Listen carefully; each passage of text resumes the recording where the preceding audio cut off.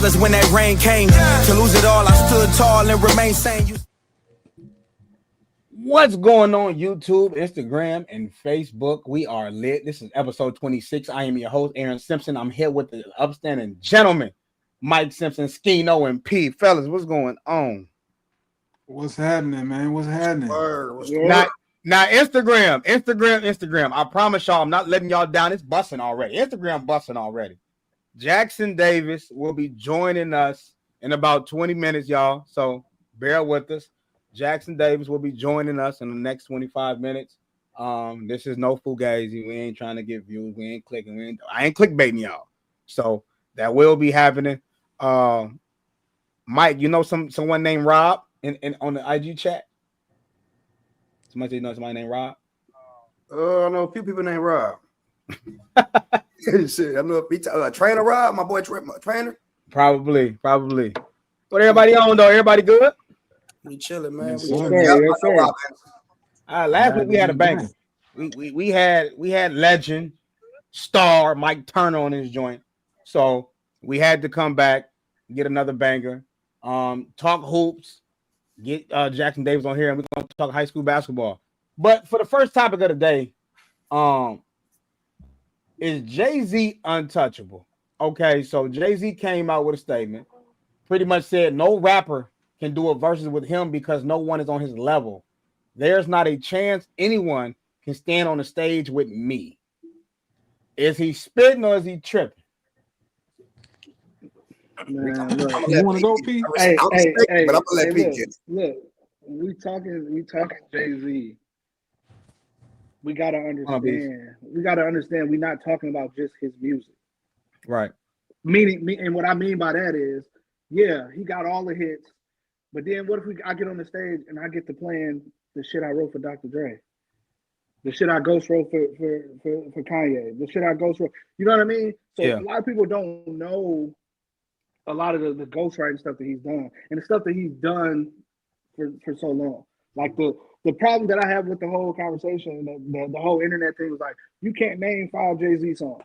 Just tell me just say you hate music, bro, or just say you don't know music, right? Like, you know, because and to me, just being honest, and I'm just being completely honest with you, there's only one, and I can't say he's untouchable. The only person I can say to stand on stage with him is Kanye West. That's it. Other than that, everybody else smoked. Dog food. Smoked. So what do you say about the people that say Lil Wayne? Because I've been seeing a lot of Lil Wayne comments. This is my thing about the Lil Wayne thing, bro. I got a point to make on that too. People that and I don't want to offend nobody, but the people that say Lil Wayne are people that don't listen to Jay Z. The people that bring up Lil Wayne are the people that don't listen to Jay Z. The people that listen to both, like myself and a lot of us, Wayne don't got a shot. But the people that listen to Wayne and don't really listen to Jay, and those are the people that say, I can't name 5 Jay Z songs. Yeah, I know. You know what I'm saying? Like, yeah, I know. But because I haven't heard anybody that say like, man, I listen to Jay Z's body of work and I listen to Wayne's body of work, and I'm taking Wayne. I haven't heard it. What you got, Eddie?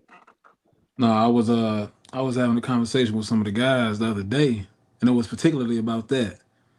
Wayne, an uncomfortable conversation that a lot of us got to have in regards to Wayne is that a lot, not all, but a lot of his lyrics did not age gracefully. A lot of that shit, when you go back and recite it, he was cold in the way he related to us and the way he related over a beat. But a lot of that shit did not age gracefully. A lot of it. You can go back and listen to Jay-Z's first album and you're not going to say that. That's 96, 97. You know what I'm saying? You're not going to say that. Right. Substance, man. He got some songs, but also, too, another thing we ain't talking about, the performer that Jay Z is. A lot of his songs were made to perform on a big stage. Right. Absolutely. Real shit. You got to beat his stage presence, too. Yeah. And I think that was one of the funny things that I heard somebody say when Lil Wayne come out there and perform. I'm like, have you seen a Lil Wayne performance? All that jumping around. Do y'all know? Man, come on. Do y'all know that Jay Z really be having all types of dudes up in there reciting word for word when he walk up in there. Like it's not gonna be close like people thinking. Like when Drake We up all in there love for the Wayne. elevator music, that ain't gonna be close. Like, come on, y'all. Do y'all think more of it was like because he did a lot of like mixtapes? Who, Wayne? Yeah, a lot of like. No, he that I think it's that. I think the biggest thing is what Eddie said. The music didn't age. Like, Yeah, and A for lot Wayne, of and it, for bro. no, Not all of it. we for rock me- with the music. I don't want. Yeah. Don't I get it still bang confused. it. Don't get me twisted. Yeah, You know what I'm but saying? as far as like, it just don't age how Jay Z So- shit age. It just don't. So yeah, and so like my experience, like just talking to people and people that I know, for them, Wayne was like the first rapper they ever heard like play with words and be lyrical. It's you know what I'm saying? And for to me, I always listen to Nas, I listen to Jay Z, I listen to so when I heard Wayne, I wasn't not saying Wayne not cold, not saying that at all. But I wasn't like super impressed like a lot of people was like, oh my God. Like look, it was like to me, it was like he did a lot of or he does a lot of what they criticize Eminem for. Just rapping words that rhyme. Just rapping words that rhyme. No substance, but it sounds good. But because we relate more to it than with Wayne than we do Eminem, we don't criticize him for it. But it's like you done said a whole lot of nothing. Like his biggest song, his most popular song, A Millie. What was that song about? Yeah. He be all over the place. Wayne be all over the place. Fast rapping, man.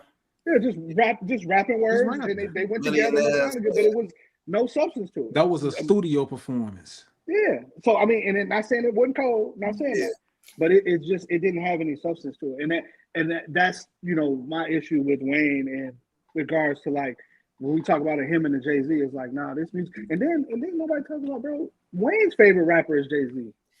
See now that's what I was gonna say. Now the whole little Carter joint, he kind of missed, Yeah, there's favorite rappers. We dock him for that. That was never a secret for him.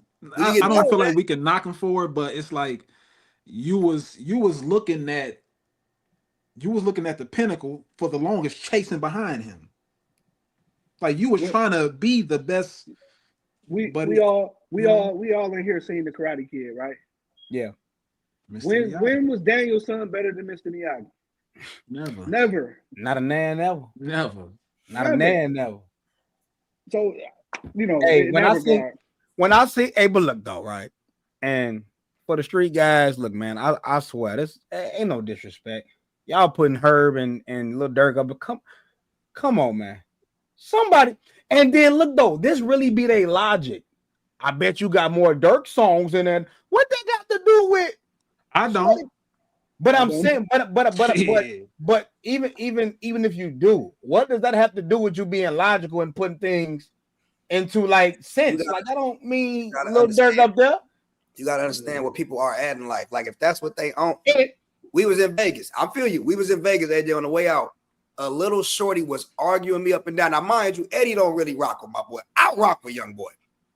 But you not finna sit up here and tell me he the greatest rapper ever, fam. I was just arguing with some high school kids about young boy. Yeah. He go I rock with it. I got so many cuts. So to your point, I was just telling P in the back chat, a lot of these grown dudes are still stuck in those times. When they reminiscing a lot, talking about what they did, all that, all they can think about is 2000, bro. What is Wayne spitting now that's elevating and levitating your life, bro?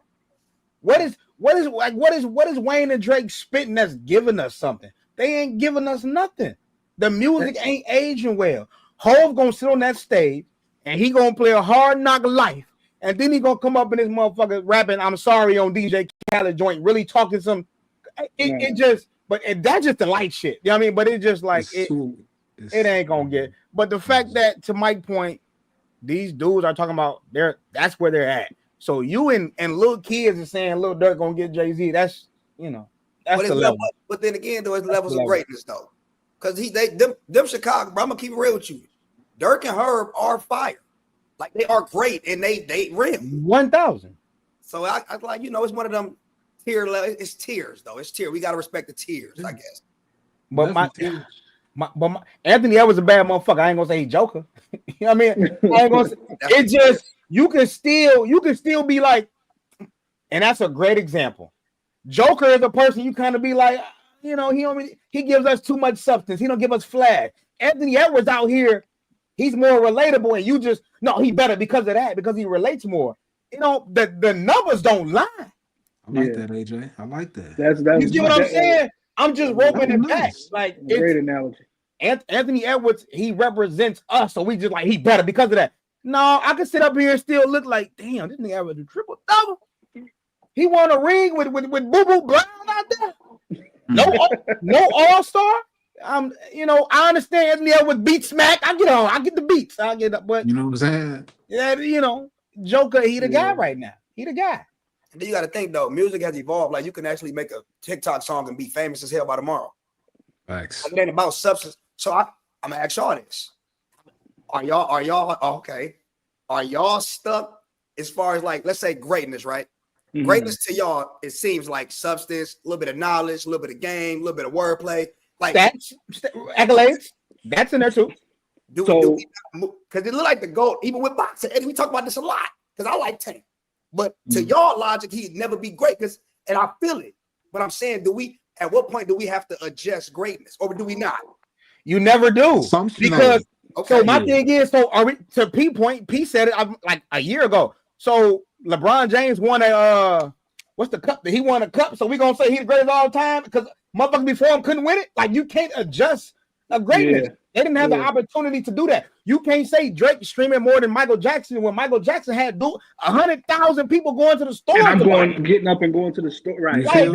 Just because you wake up and and press a button, you want to say I got the most streams. If Michael Jackson, it wouldn't have been close. You can't adjust greatness, bro. Right. How many people? Yeah, and it's like that right there, that little thing right there. Like how many people could you get up and get up out of their house and go down to the record store? And go, you know what I'm saying? Go to Target, go to Walmart, go whatever, and buy your CD, or have their parents buy your CD. Me and Eddie had an old school moment, and we were with Mike when it happened. Kendrick Lamar dropped. Oh, they blew the fuck out of me, bro. Kendrick Lamar dropped. We wasn't no consumers. We'll listen to it later. We left the bar.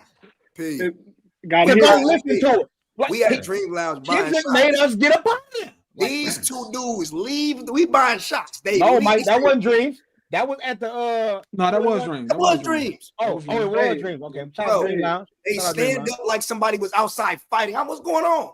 They talking about the battle start. Hey, get the hell out of my face, man. Hey, you know what? Get out of my face. It was war. Everything stopped, bro. And I remember that. I remember you gotta be able to do some shit like that. Hey, I remember when Not Like Us dropped, bro. I was cutting my grass.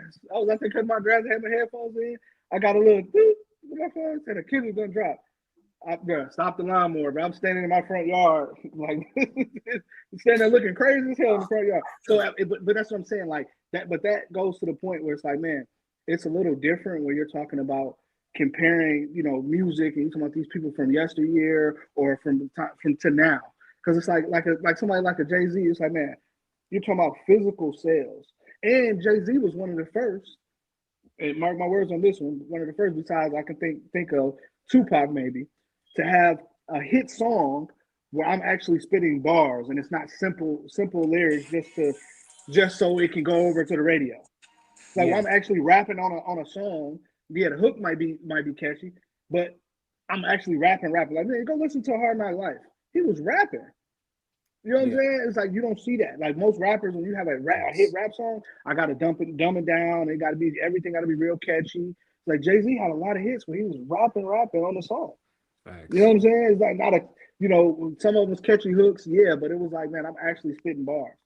So that plays into it too. Like, man, it's a lot for me. Like when I be saying like, who could be Jay Z? Like I said, Kanye West. That's it. And you can say maybe, depending on where you had a battle at, maybe a Drake, maybe.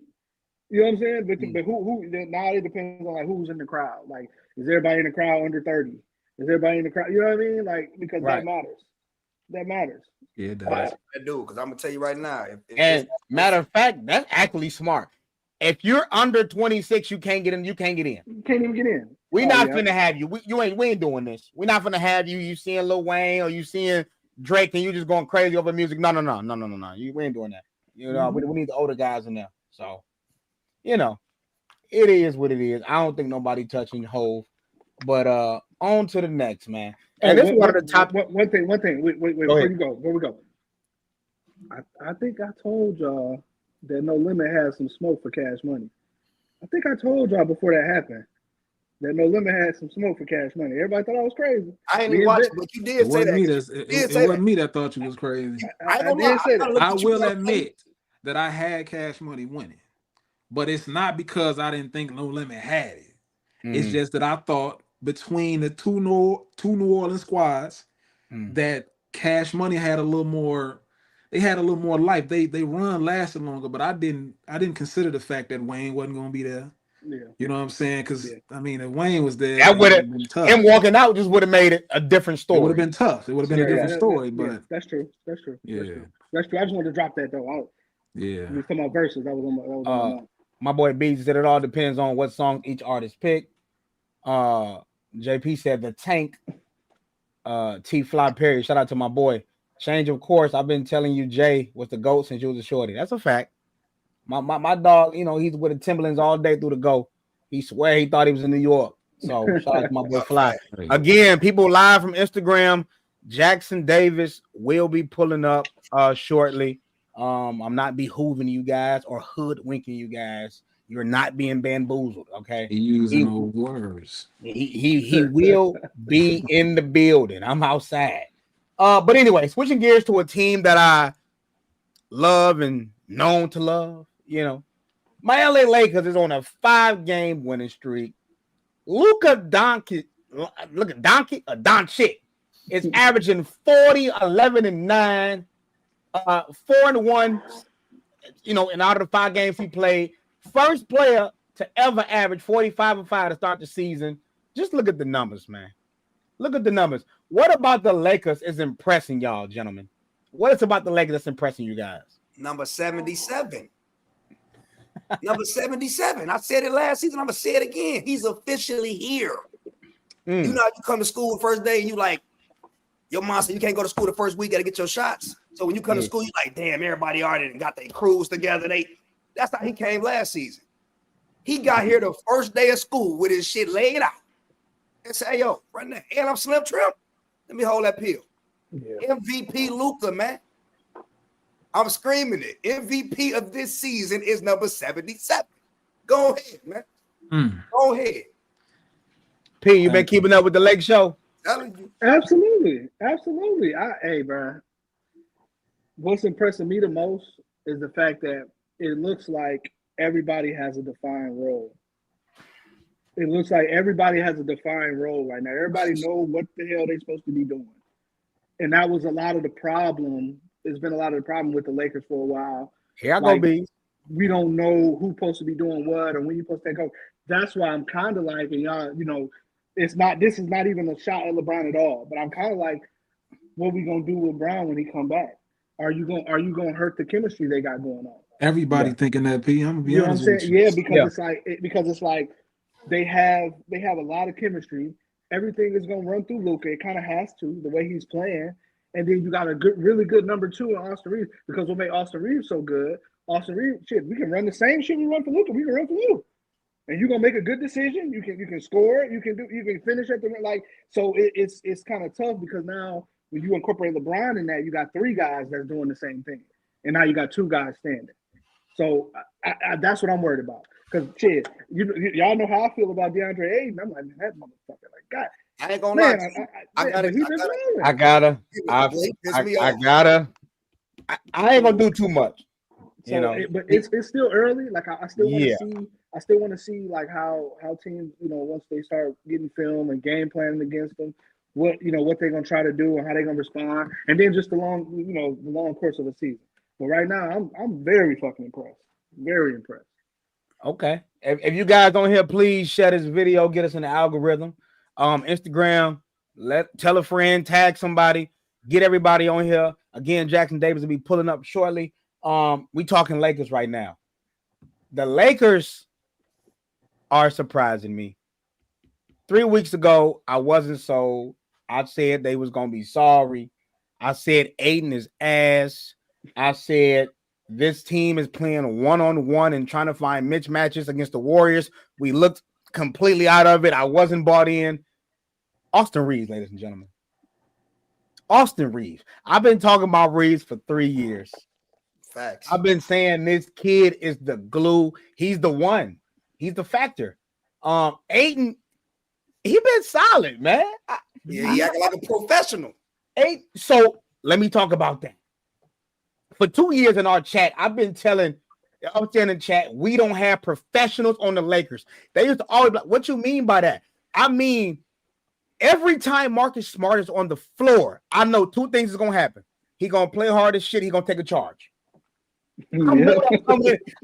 Every time coming in the game, I know for a fact he's going to take a charge. He's going to play hard. So now I'm not worried about him. I don't want to dwell on the past. Lil D-Lo, I didn't know what the hell we was getting out of him.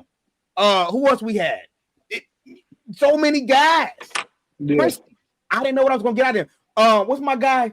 Jake. Jake is finally coming alive. Now, you can say he didn't score the ball well last night, but he does things well. He makes the next read. He understands I have Luka and Reeves on my team. I'm not here to come up here and fill up the stat sheet. I'm here to do my job. Make shots, make every shot tough, and play defense. That's all we need you to do. My leg has been looking good. I'm buying in. I'm putting chips up. I can't wait to see what we're gonna do this year. Skino, what we got? I'm impressed. I'm like you, AJ. I wasn't buying it. You know what I'm saying? And granted, it's still early in the season. They look good. Facts. They do look good. They balling. You know what I'm saying? It's you looking like you got 2 stars over there right now. Mm-hmm. That's hard to beat right now. You know what I'm saying? And look. But my thing is, Eddie, are you see the fuck the on the court shit? Are you watching the chemistry? Like when you watch the little segments off the court, they really JJ Redick had them do something where they had to present on each other, like what makes something about you special outside of basketball. I ain't see that. That's shit you do in college, bro. Like I don't think other people are really doing that. Like when Luka and Reeves be together, bro, they really rock with each other. They really rock with each other. Brian be over there, they kicking it. And we kind of forget, because Luka's so damn good at playing basketball, how young he is. Him and Austin Reeves, they right there. Yeah. I think also with the LeBron take though, my thing that I had questions about last year was, can him and Luka coexist? Can they mesh? LeBron James did a great job being a dunker guy and a corner guy. He caught the ball, he slashed, he caught the ball, he got off of it. I was very impressed. My thing now is he got to be the third option. He cool with that. But I need him to know your stats gonna dwindle. Your stats gonna dwindle. And I had a homie say, Bron might not like that because if they end up winning the ship, they're gonna say it's Luka ring. And I said, he's 41. It should be Luka ring. Now, if I'm LeBron James, I'm gonna play it smart. I'm gonna let y'all have all the stats during the season. We get to the finals, we're going crazy. That's all that matters, bro. I'm getting that finals MVP. This is one of the only times Shout out KD. really sit back, bro. Like D-Wade did it. This is one of the times when you can really sit back and be like, bro, run this race real quick so I can get there. Damn, I gotta put you on my back every game. Another thing that I like that the Lakers haven't had since LeBron came here. Probably they had in 2020. The next man up is crazy. They said this is the first team of all time where they had 6 guys score 25 points. 6 different guys scored 25 points in the beginning of the season. Right. Mm-hmm. Right. So the fact that Jake can go for 25 on any given night, Rui can give you 29. The G League guy, what's my boy name? Smith? Nick Smith Jr. Not a G. I apologize. You played for Charlotte for 2 years, averaged 10 points. Disrespectful.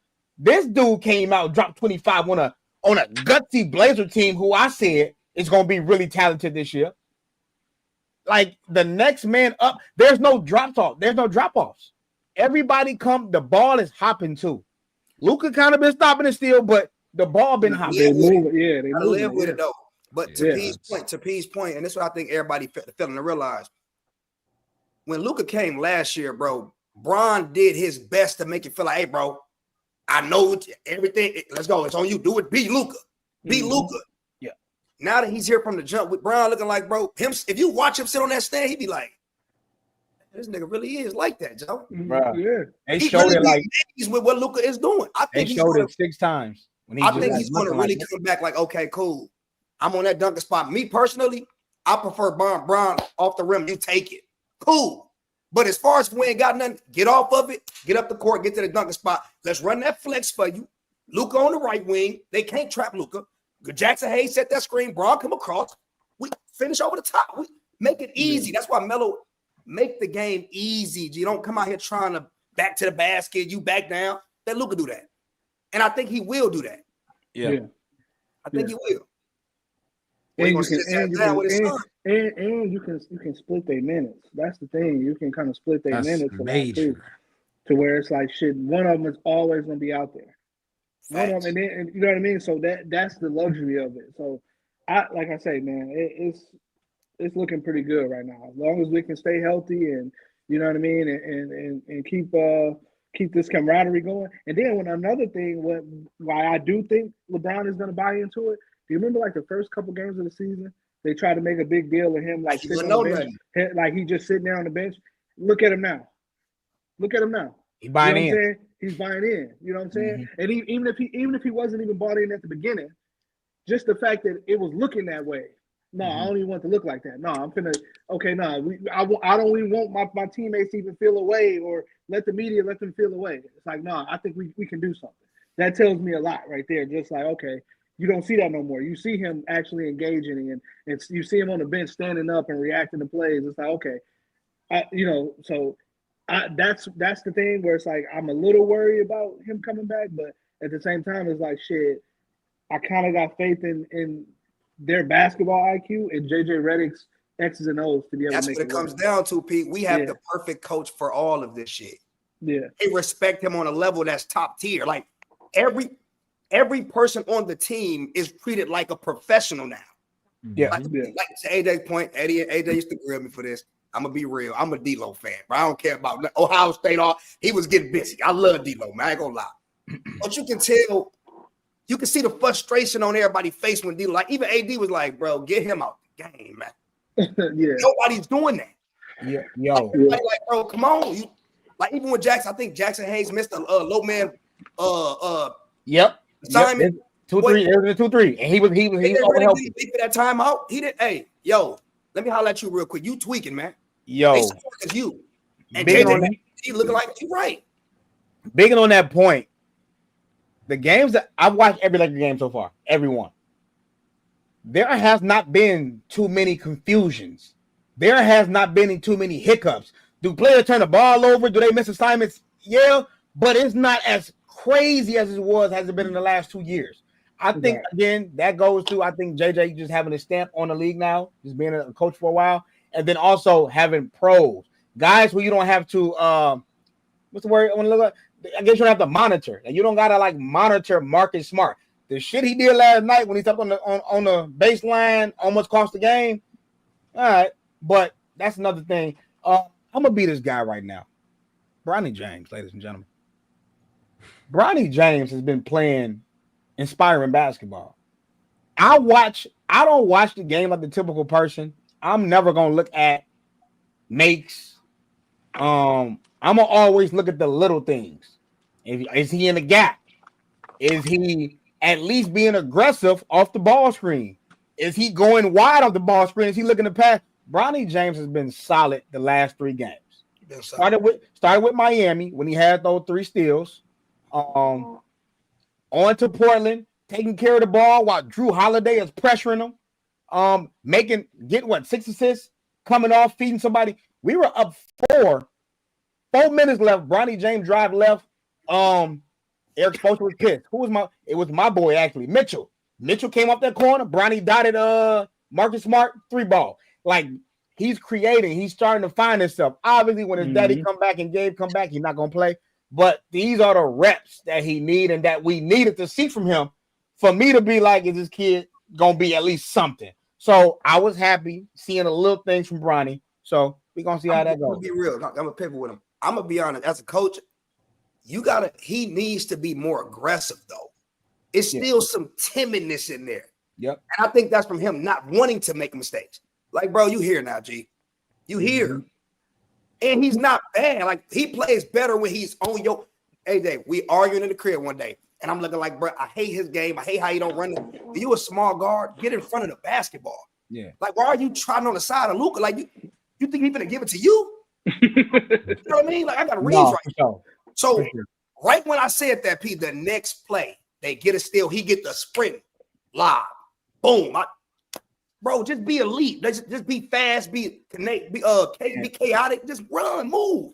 And I don't like the comparisons, but that's why I'm looking at a Gary Payton Jr. Like, Bronny, that can't be like hard, like running hard, playing the defense, pressuring the basketball. Like, that can't be your caller. Run the floor. Run the floor. But be the athlete that you are. Be the athlete that you are, man. Straight up. Just run. Got to be able to use that. No, man. Big time. Shout out to them Lakers. Hopefully we get it done. They got see now before we get out of here. This is going to show me if the Lakers are a different team this year than last year. If we turn around and lose to a Trae Young, Liz Hart, a Hawks team, it's going to piss me off. That's going to piss me off. Saturday night, you got 2 days off. You know what I'm saying? You got Luka in there. Reeves should be back. So, like, it should be, let's get the momentum, because I don't want to bash the Warriors. Them losing to a team without Giannis and a G Leaguer gave y'all 32. Then y'all turn around and lose to the Kings. And then they lost somebody else the other day. It's going to be the end of the season when you look back and be like, those are the games that got away. So I look at the Hawks like, you got to take care of business. You got to. We smoke them. This morning, I looked at everything with the Hawks. I looked at they 4-4, right? We can go 5 or 7. We can go 5. We can go 5 or 2. Who we got the next? Who we got the next one? We got the Hawks, the Hornets, the Thunder, the Pelicans, the Bucks, the Jazz. Okay. Shit, 6-1. Yeah. OKC might get down on us today. I think we play somebody back to back. I can't think of who it is though. I don't see it right here. The only game I see on there is OKC. OKC. That's it. We won. We smacked them by like 21 games. Yeah, I was gonna say what Luka did to them at the end of the season last year. Yeah. Shea gonna want that back. But Shea gonna want that back. This is why we're gonna get out of here. This is what I like about our team this year, though. We used to struggle with closing games because Brian ain't really got that head. He go to the hole. They trying to athleticism. You can't play with Luka like that. You can't. He a step back and it's been real after the 50th point. One thing I do wish that Luka can, because we talk about Ant-Man and Ja and Zion on the next level they can get to. Luka next level got to be playing without the ball. Like, that's horrendous that he can't do nothing if you don't have the ball.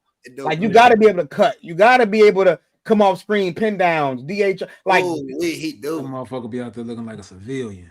He's like, it be time where he's a civilian, straight up. It's like, so I see stuff like that, and that kind of bothers me because what happens in the playoffs when the game slows down? We can't do that. Now, one thing, to my point, we'll get out of here. I am liking the activity Luka is showing on defense, though. I'm liking the activity. He's moving a little faster, hands waving, getting 2 blocks, 5 steals last night. You rebounding that thing. One steal, Wemby just kind of threw it to him. But other than that, he's active. So, that's all we can ever ask for. Shout out my boy Darnell in the chat. I'm gonna call you Darnell from here on chat. You start saying this. With that, Patience taking it off. Well, hey, the coach though. I ain't even see that. I thought he had to stay at all costs. Hey, tell Shaq, give us Huff, Joe. We need Huff, Joe. Big shooter. We take Huff. Oh, B's out here giving him that bull crap, man. Moving on, man, to my MVP choice. Looking like he's still in it, but Wemby. Is Wemby a top 5 NBA player today? And do we think he's gonna finish in the MVP top 2, top 3 vote? Is he top 5 right now? Hell yeah. Based off what? Look at this here, man. We talking about what they doing within these first couple of games of the season. Yeah. Not just the numbers, but how it looks. Absolutely, he's top 5. Absolutely. Now it can change now that the numbers can dwindle. Right now, I'm gonna give you no order. Wemby, Luka. 2 Lakers better be on that, Joe. Wemby, Luka, Joker, Giannis, Wemby, Luka, Joker, honest. And Shay. That's Ye. Facts. I'm sorry. Hey, no, you know what's crazy though, Mike? All of them stat. Well, Luka averaging more than him though. Reeves top 6 right now in the NBA. He's top 6 in the NBA right now. That's fine. But that's right. But listen, I'm not crazy. I'm sorry. As the months go by, he won't be. But right now, Reeves is top 6 in the NBA right now. This man, shit, you can't even sleep on Tyrese Maxey right now. This man, yeah, he hooping. That boy about to piss me off though. I'm not gonna lie. Here you go, Pete. I'm not gonna lie. Wemby averaging 25, 13, 3 blocks. 4 blocks and 3 assists. 4 blocks a game. Hey, be easy, y'all, and I ain't even see that. And the last 2 games he didn't play that good. And they only played he played 7 games. I mean, Wemby, because the reason why I gotta have him as a top 5 player is because nobody, not even Giannis, impacts the game defensively the way he does. You're gonna think twice. Yeah, it's like anything. Like he had a block against the Lakers last night. Aiden did like a little spin move, like fumbled the ball, did like a little spin move. He jumped at it and then recovered and blocked the shit out of bounds. And he do that a lot. Nobody can do that. I think he got out on the Mavericks like that though. When he did the little blocked it off his head or something. Yeah, and it's like with that, it's like just the ultimate like shot eraser. Where it's like, hey, bro, if you come in here, you're gonna have to try to lob this bitch over top of me or dunk on me. And I've seen him block a floater. Right here. Yeah, he was barbecuing AD. Boy, he was barbecuing AD. That was disgusting. Yeah. The only gripe that I got about Wemby is that right there, the 3-point shooting. If you're gonna shoot the threes, you're gonna have to make them at a higher clip. See, shoot like 20-something%. They got him doing that dumb. Like no. But he's taking way less than he's been taking. Shit, last year he was taking like 8 or 9 a game. Mm-hmm. I ain't done if I could do that all game, you'll never see a shot attempt. Right, and what I'm saying is, if you're gonna shoot them, you're gonna have to shoot them better than 25, 26%. Hey, that's all I'm saying. Yo, this is insane right here, though, y'all. Like, nasty. Like, hold on, though. The one when AD fouled him and he did. Like, yo, I want y'all to see this. He could have easily 2-hand dunked it. The man decided to reverse it for no reason, bro. Yeah, facts. Hey, went out. But I'm gonna also tell y'all something too. I don't know if y'all remember this, but when Wemby first got in the league, AD, you can tell AD was on some. All right, let me get him now. Before, and I swear for God, I remember that day when Wemby first played the Lakers, and to now when Wemby like, oh yeah, I'm cooking you. He know he's good now though. That's what I kind of love to see in the league, where guys like, yeah, I'm here now. You know, shout out to the Monks, man. I told y'all. Shout out. That was Wayne playing. That was Wayne playing with that man.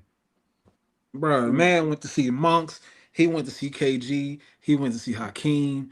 That man, look, that motherfucker trying to acquire the Infinity Stones.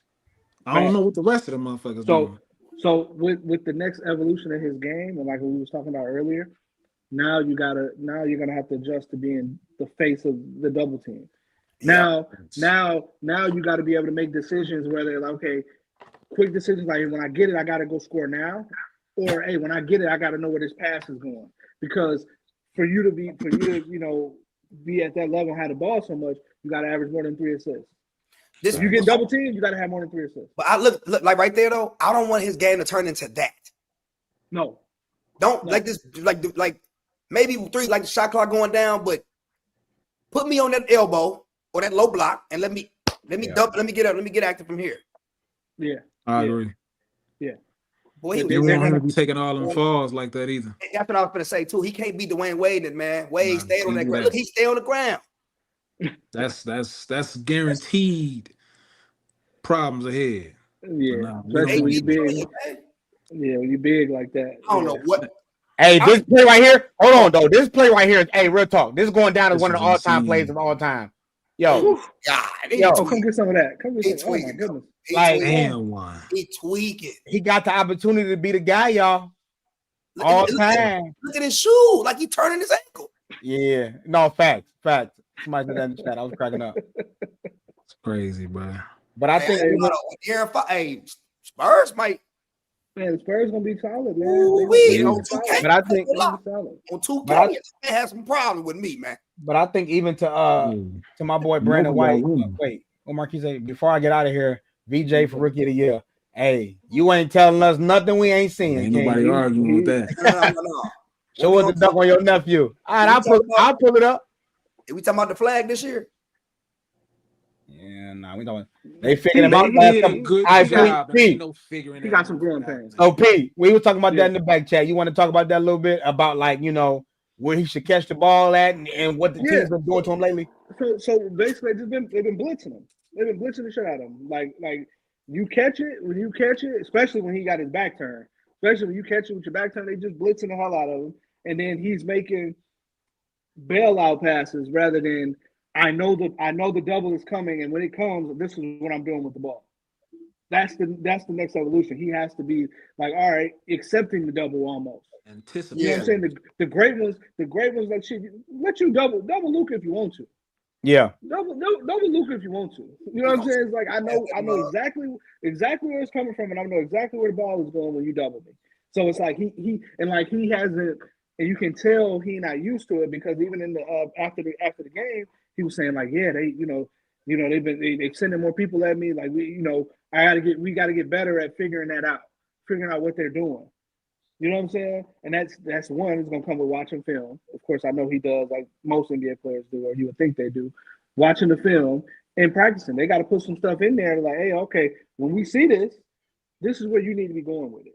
This is what needs to happen. And then sometimes too is like, hey, if the double coming, you got to be able to split him. You can have the ball good enough to split him because somebody like his size, when you split the double, it's a wrap. Fam, I'm just raise over the top. Just raise. Yeah. I was thinking the same thing. Like you can do that too, but they've been like, and he's still like he's a little stronger, but he's still not super strong. Yeah, so it's like when you blitzing, I'm going chest to chest with you. Your ass is back here.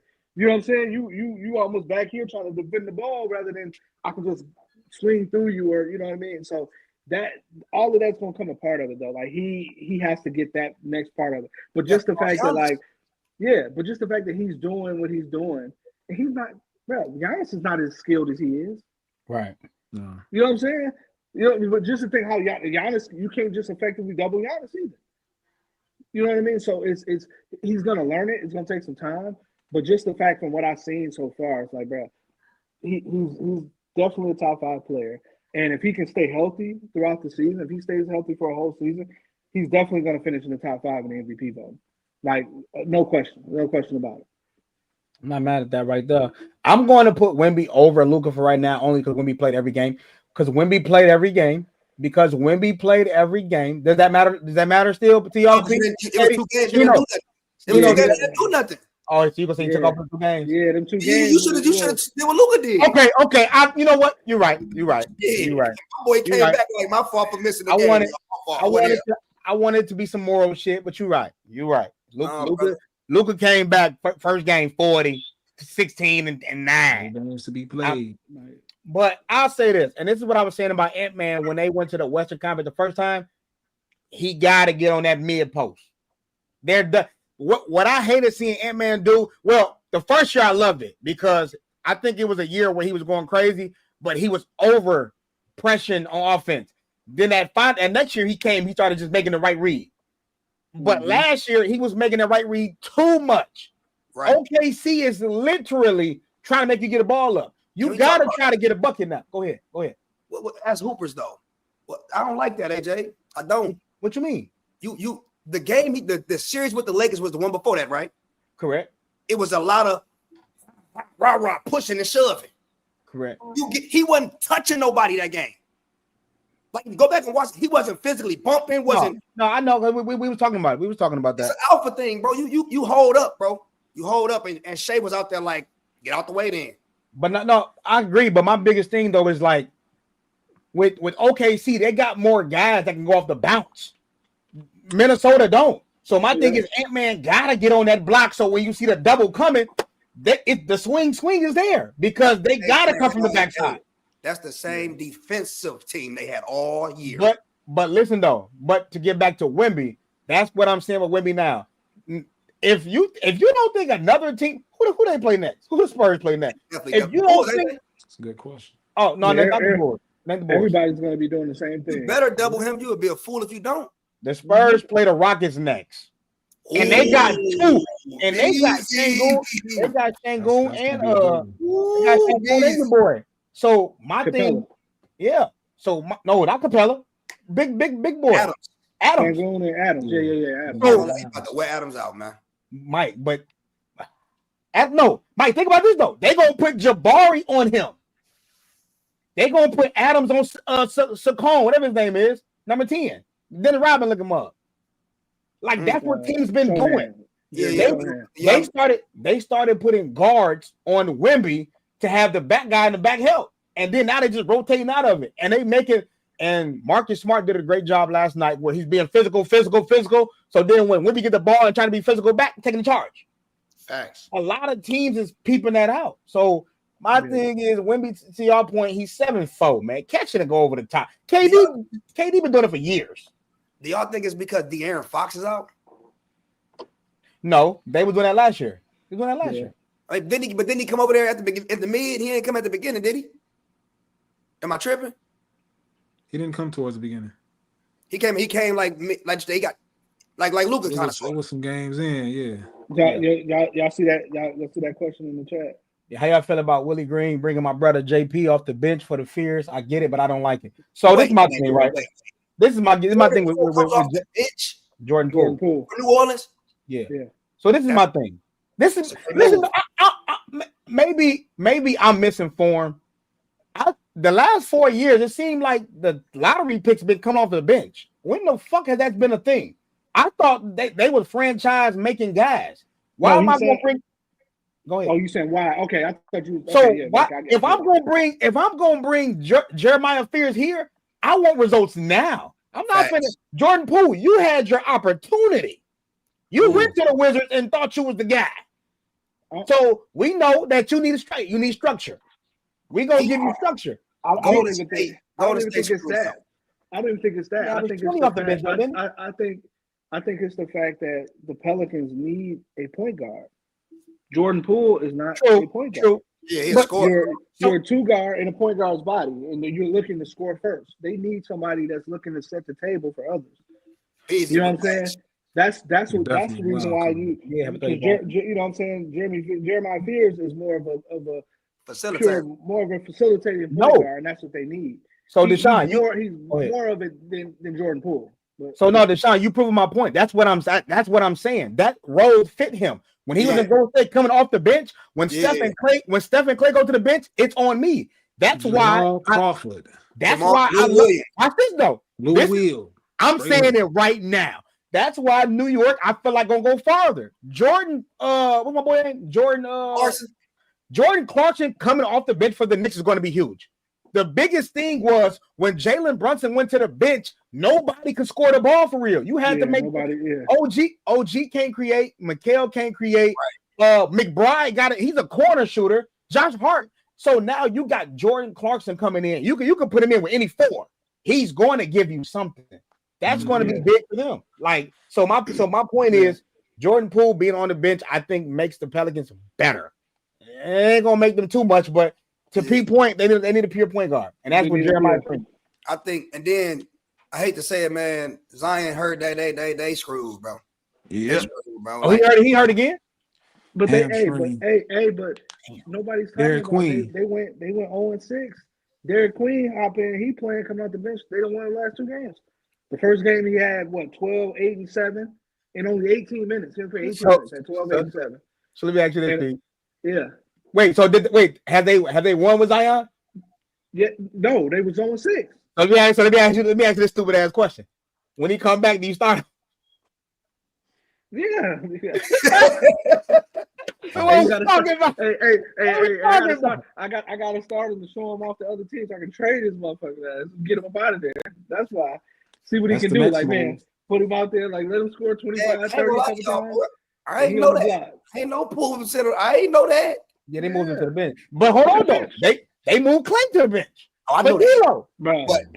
That's horrible. That's horrible. That's horrible.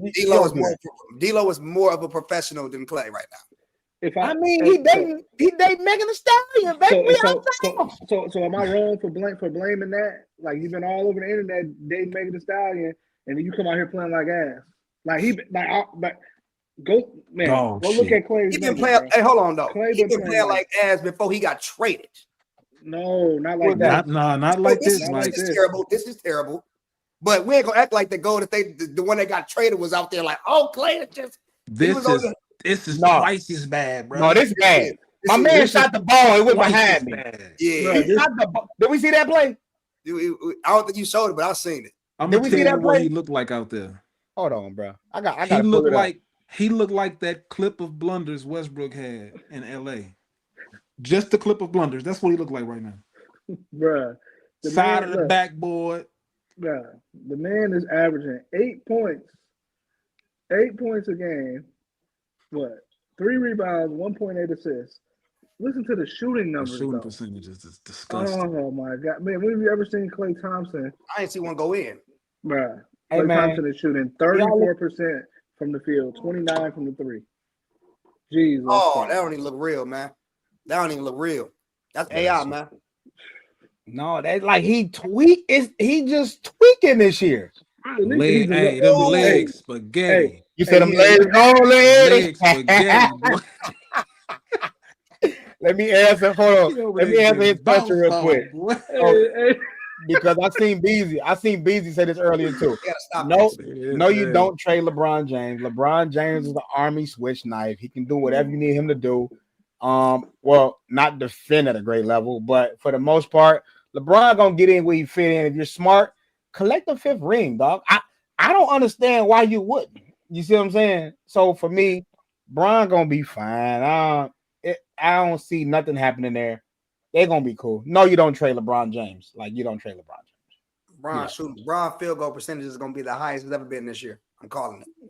That's dunks, layups, open threes. Olay on the break. I'm out of here. Well, yeah. Him and Luka gonna have 45 touchdown passes. You already know they're gonna be coast to coast in it. Sending it. Backdoor cuts. Backdoor. Bron gonna be pushing Muzz, catching it. Mm-hmm. You know he's gonna push off in the paint. We good. Yeah. So yeah. I hope my boy Shimon here, man, because I'm about to do something I never would have done. Russell Westbrook balled out last night, y'all. The man had a triple-double. He did his thing, got the W. This is the team. Like they got no Zach LaVine, but then again, they did sit Steph and Draymond but Russell Westbrook, he's being disrespected. They paying this guy minimum bread, and they're charging his body $1 million. Mm-hmm. Disrespected? Mike, listen what I'm saying. This is what I'm telling you, Mike. They're charging this man minimum dollars, but they're starting him and asking him to do so much. That is, bro, you're using me, bro. Well, okay, I'm gonna ask y'all this. What does he specialize in? Rebounding. Being a professional. So I need you to do your job. Morale. Come run a little bit. Come get some cardio in, man. He's a leader. He leads by example. You know what I'm saying? He's gonna come to play hard every night. For me, I wouldn't even say the Kings is disrespecting because it's like shit. As a business, as an organization, as a businessman, if I can get, you know what I'm saying, high quality for low price, shit, I'm taking it every day. The disrespect comes from the Nuggets asking him not to re-sign. And I don't think it had anything to do with basketball. What I think it is, it's just him as a person and as a player and as a professional. Somebody with that big of a personality, it's like, you can't bullshit me. Right. You can't bullshit me. So when you're not doing, you know what I'm saying? And then I have the influence of the locker room. The players respect me. So a lot of times what I say kind of goes in here. So if the coach, especially a younger coach, they ain't got no experience like the Nuggets got, if you want some bullshit or you're not doing, and I have a disagreement with it, a lot of the players is going to follow me. And a lot of organizations don't want to deal with that. and it don't got shit to do with the basketball part of it. It ain't got shit to do with what you're producing. Because if you were overproducing, like if you was producing at the top 10, top 5 point guard level, then yeah, we can deal with that. Right. But somebody that's 35, 36 years old and we got on a 1-year deal, we're not gonna deal with that. We're not gonna, you know what I'm saying? Like, it's just the fact that, like, man, your personality and the way you play, the way you carry yourself, it's too big for us to manage in our locker room. You know what I'm saying? To where it's like everybody, because most players are gonna respect you just off the way you carry yourself. All the stuff you hear about, all the stuff you do off the court with his teammates and all that stuff, and then you come in here and you play balls to the wall every time you get out there. So it's like when the coach or something is not right or something's going wrong, and I have a gripe, I can influence the locker room. You know what I'm saying? And I feel like that's why he's getting done the way he's done, as far as like, oh, we don't want you to stay here, or we're gonna sign you to a 1-year deal, or you know what I mean, and all that stuff. It's like it's that part of it. Y'all know who's gonna get y'all know who's gonna get the same treatment? Who that? Klay Thompson. Get your ass out of here. when you supposed to be a top-notch player and you get the plan like this on the tail end, you got to go, man. You got to go. Hey. This they traded Luka for heaven's sake. That girl doing a number on him. Hey. Nobody's safe in the league. You know that little glitch in 2K when the bottoms just disappear? Legs gone. Hey man, we moving this thing along, man. So the moment everybody been waiting for, we got a 2-time All-Stater, Mr. Illinois, Mr. Gatorade, 2-time Proviso West MVP and champion, downstate Jaxson Davis. Ladies and gentlemen, clap it up for your boy Jaxson Davis in the building. That's tough, man. That's tough, man. It's amazing. What's going on, big dog? How you feeling? Not much. I'm good. How are y'all? Man, we lit. Great. Hey, really quick, can you tell so we had the show start at 7, right? But can you tell us what you just got done doing on why you had to come at this certain time? Well, I was supposed to be in the gym earlier, but I actually did not end up going. But I'm at the high school right now. I'm helping out with my dad feeder program, coaching younger kids right now. That's fire. That's fire. Yeah. So since you're there, is there any kid that we should be looking out for? Would you see anything for us? Our 8th grade group is looking decent. Our Gurney Demons, we got a little talented group. So hopefully we got some guys coming in next year ready to go. Do we have some Jaxson Davises coming though? That's what we need to know. I don't know. We gotta wait to see. Stay less. We on the lookout. Thanks. Hey, so I just want to kind of touch on your first game at Grant, the tournament, Thanksgiving tournament. I was there. Did you have any expectations coming in for yourself? Did you feel any pressure? What was the moment like for you starting off your freshman year? I wouldn't say I felt any pressure, but I feel like I had high expectations for myself because obviously I wanted to do well and like be in the moment and like just like obviously every kid just wants to do well every single time they step on the court. So yeah, I would say I had high expectations and I feel like I met those expectations. Like, they came out in a boxing one. I was surprised. I was like, man, first high school game, boxing one. But I feel like I handled it well, and played well first game, and it went well throughout the rest of the year. That's fire. Yeah. I got a question though. Yeah. Like, because looking at your demeanor, right? It's always like you don't get too high, you don't get too low. Do you approach everything like, bro, it is what it is. I put the work in. We just gonna let the chips fall where they may. Do you approach the game like even kill? Yeah, I mean that's how I just have like a calm. I always just been calm. I mean, I know I work every single day. It's just playing basketball. I've been doing this since I was younger. I mean, it's what I do every day. So just there's no reason to get too hyper about it or like too like high or down about it, because I know at the end of the day like my worth is in what I've put into the game. So just hooping. That's why I just tell myself every game, just go hoop. Just do what I do every day. So for all y'all watching this, all y'all kids that swear y'all can do something with him, be telling y'all now that rah-rah don't work with him. That's the rah-rah. He gonna do him. Yeah. How much time have you been spending on your body outside of being on the court, but like in the weight room? How much time have you been spending on your body? I'll say a lot. I'm in the weight room 4 times a week: Monday, Tuesday, Thursday, Friday. At Spear with my guy Johnson Corey. He told me to shout him out since I'm coming out. He's probably asleep now. His bedtime is 8:00. No, fact. Shout out Spear Training, Joe. Shout out Spear Training, John, my guy. But yeah, I started going there at the end of my freshman year after we had lost in the playoffs. I started going 4 times a week, and I feel like I felt that jump from freshman year to sophomore year. My body, I was just able to like move guys off their spots, and I wasn't getting moved off my spot as much. So that helped me tremendously this past year, and hopefully it's going to help me again this year. Well, I seen you windmilling, so I know for a fact it's working. Yeah. I've been exploring my bounce a little bit lately. Okay. Yeah. So, and I heard you mentioning like not getting moved off your spot and things like that. So you're paying attention to the details. How often do you watch film, like outside of like, hey, what the team is required? Mm-hmm. All the time.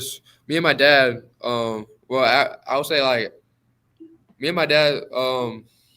Right after games, we don't really speak on the games. That's one thing about my dad. Like we don't really speak on the games right away after the game, especially after the losses. He's never been the type of guy to like get mad at me. Never been mad at me anything basketball wise. Like never yelled at me. Never yelled. Like obviously like if my attitude's bad, he'd be like, fix your attitude. Like that's messed up. But like if anything skill wise, anything like that, never yelled at me. Like I think that's why I love the game so much. Like he's never like over pushed me. Like the only thing he'll yell at me about is like doing my chores at home. Like I do my homework and everything like that. So I'll say just wait. I forgot the question about watching film. How often? Yeah. So me and my dad watch film during the season, like all the time. What I can do better. What I did well. But it's never directly after the game. It's like 3 days later, he'd be like, "Yo, let's watch film on this game. See what you can do better here. See what you did well here." And I watch on my own too, just going through it. See. Mostly just make sure my body language is like good because everybody's watching that. Everybody's watching your body language, no matter what I'm doing. It's just playing basketball, walking around the streets. People body language screams. So just watching my body language, and now I'm getting recruited. So college coaches are also breaking down my film. So they go through my stuff, compare my stuff to the players they had there, so they can see me in their system, and just stuff like that. Yeah. A lot right there. I got a question.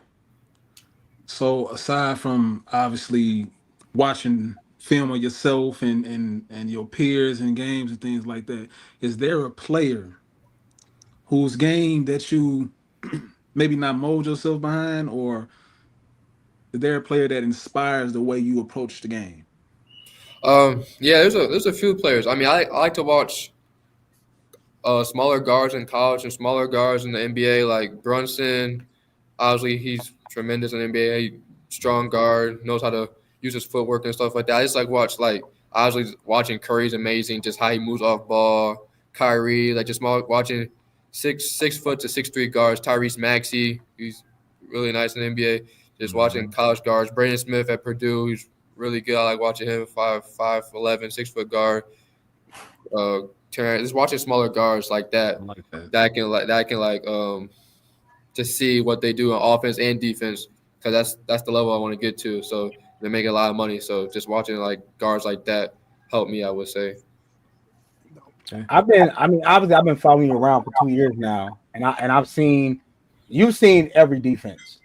You've seen obviously Chicago guard try to get up under you. You got teams out here that play zone. Obviously, as a freshman, you saw the boxing one. Is there anything that surprised you anymore? No, I wouldn't say anything surprises me anymore. I mean, I seen it all in zone, boxing one, just literally guys out there just sent out there like just to literally just get under my skin, just foul me the whole game. So I mean, it's just whatever they bring, I'm just gonna have to see what the defense gives me that night. If I have to go get 20, I'll get 20. If I have to go get 10 assists, I'll get 10 assists. Whatever to do to make my team win, basically, I'll do. And then do you pride yourself on not so when I watch you play and when you do certain things, I just be like, I don't know how the hell this kid's not showing emotion. He just cooked him. Like, do you pride yourself or just kind of because it's like kind of like Lonzo Ball. When I watched him play, like he did so much crazy things, but he was just like, whatever. Like, do you pride yourself on just being that, or that's just like how you was raised, or that was just your upbringing? I would say just how I was raised. I mean, when I was younger, I mean, like I would do like pretty good moves when I was younger, like just stuff like that. I remember like when I was like younger, like when I was younger in AAU practices, like we'll have a lot of fun, you know, and I like sometimes guys would celebrate in practice. My dad be like, act like you've done it before. Like act like you've been there before. Like you don't need to like I mean obviously like if it's a game winner, obviously, you know, you gotta show a little bit of emotion. But like if you're especially if you're losing and then you like taunting the crowd and stuff like that, it's like nah, just act like you've done it before. Wow. Yeah. I like when you pop it. I ain't gonna hold you. Yeah. I don't like the disrespect. I feel like it's respect, man. Hey, and I will say this, and I want you to know this. I'm a Waukegan guy. Been Waukegan guy my whole life. Yeah. You are the first player ever to make me actually root for Warren when I see. Other than when y'all playing Waukegan, I'd be wanting to see y'all win. And I never in my life like rooted for Warren ever. Anybody that know me know, like, man, that's a thing. But one of the questions that I had for you, and I always wanted to know, and you cannot, I got a little intel, so you cannot say Davion Thompson. You cannot. Is there a player that is like, hey, when I go up against him, it's like, okay, yeah, I know I got to lace it up. I know I got to bring it. Like, this guy's tough. Like, who do you consider like, hey, this guy's pretty good? You talk about like in the state, we would say? In the state. Like, So okay, you want to say? Yeah, either you can say in the state or anybody that you face. Not even they don't gotta even be in the state. In the state, Carter Newsome. Bruh, I was gonna tell you don't let him say Carter either. I knew that was gonna come, but nah. But that's a good one though. That's a good. Shout out to Carter Newsome, man. Carter. Okay. And I would say Riken from DePaul. Okay. Nice. Okay. Yeah, what do you think? So because I think, and this is just me again being at most of your games, and I think Jaxson, I think Carter does the best job on you. What do you think it is about Carter Newsome that he does a better job guarding you than others? I would say he probably knows me the most out of everybody. Like, right. Yeah, out of everybody, like I mean, I'm sure everybody has like their scout on me or whatever, but like Carter actually knows me. Like he's known me since we were 5-6 years old, playing like the little Waukegan League when we was younger. So I'll be the difference maker. Like, you know, he probably knows most of my moves. I've added moves to my bag, but like most of I've been doing since I was younger. Just I got stronger, you know, changed it up a little bit. But he's just known me for the longest. So like in practices, like at Warren, like Braylon knows, like Braylon will probably be the best defender, like to guard me because he's known me forever and we play one-on-one all the time, so he knows me the most. So Carter, other than that, Carter knows me the most. Yeah, that's fire though. Yeah, that's fire. So last year, during regular season, Waukegan was able to get 2 W's on you guys. Yeah. Sectional championship game. What was the mindset? Did you feel like they showed their hand early in those 2 games? Did you feel like was there anything different that you think happened in that game? I would say like the mindset coming out of it was just to win. I mean, we knew it was gonna be a fight. Like we knew it was gonna be a trap. Like just over. Like I'm pretty sure they oversold on tickets. Like it was probably more people in there that should have been in there. That's a fact. But the mindset was just come out to win. I mean, the game obviously went to like double overtime, so it came out either way. Obviously, like stuff came down to text probably that happened, but in free throws. But we were just glad to come out of there with a win. To be honest. Do you even remember what coach message was? Because, dude, playing 2 overtime games got to be taxing on the body, got to be tiring, not knowing what's going to happen. Like, do you remember what the coach message was during that game? It was just to stay together. That's the main thing we were talking about. Just from practice, we knew the environment we were walking into. We had a roller coaster year, winning, losing, just guys, how we had a chemistry stuff. We had a little bit of issues here and there, but it was just to stay together. We knew what we were capable of. We knew we could win any game in the state if we just stayed together. So that was the main focus. Coach had I remember Coach was making he was making signs. He had posters because it was so loud in there. Yep. Holding them up. Yeah, Yeah. it was so loud. He was over there holding up posters. But yeah, it was fun. It was a fun environment to play in. I think one thing that I like about y'all team, man, y'all don't take nothing personal. Mm-hmm. Like win, lose, we out of here. Like we ain't finna.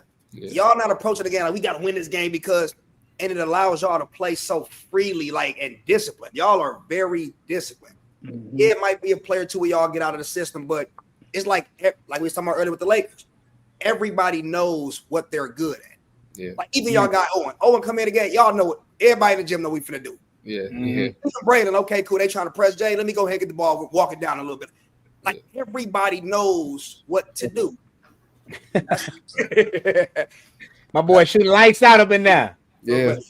But no, I think that's pretty dope though, man. Yes, sir. That's amazing right there. So you recently got invited to USA camp. Yeah. Can you congratulations, by the way. That's a big deal. When see Jeremy Jalen, maybe? That from around here? Yeah. Probably tough. Can you kind of talk about that experience? Were you guys in dorms? How was the okay? So you talk about the roommate, the living, the life, the eating, the playing. Who did you like playing against? Chiefs. Give me the spiel. Give us the spiel. Yeah, it was amazing. So we were on the Olympic. We was at the Olympic Training Center. So in Colorado Springs, it's their main place. Whatever, they got 2 gyms there. We couldn't leave campus around. It's like a whole campus they have out there. So my roommate, his name was Jalen. The roommates went by alphabetical order, so he had the same last name as me. His name was Jaxson Davis from Washington. He was a good player. But it was just fun overall. I mean, we had meetings and stuff like that. They were telling us this is the place where LeBron and Carmelo met each other. It was just, you could just feel it. While you're on campus, you could just feel I was the Olympic guys weren't there, but you could just feel you're a part of USA. Felt like you're a part of it, I would say. And it was high energy. I was playing against the guys that I've been pretty much playing against all spring and summer. It was just fun overall. You could just feel it while you're on there. You just feel like you're a part of USA and you're representing your country. So playing in that, I'm gonna let you go to the mic. So playing in that environment, do you feel like Jaxson Davis is one of the best players in the country? Yeah. Every time I'm on the court, I feel like that. Yeah. Yeah. That dog mentality right there. I want to go back to my other question. I ain't gonna hold. Go ahead. Okay. We all was freshmen in high school. AJ probably had one of the most slickest go-abouts. When I came into school, it was okay, man, it's a lot of pressure. You gotta turn it up. You didn't already accomplish so much shit in 2 years. Do you feel like this shit was overrated? Bro, y'all made it seem like this shit was supposed to be hard. Bro, you came in this joint, God, what you feeling right now? How you feel? It feels amazing.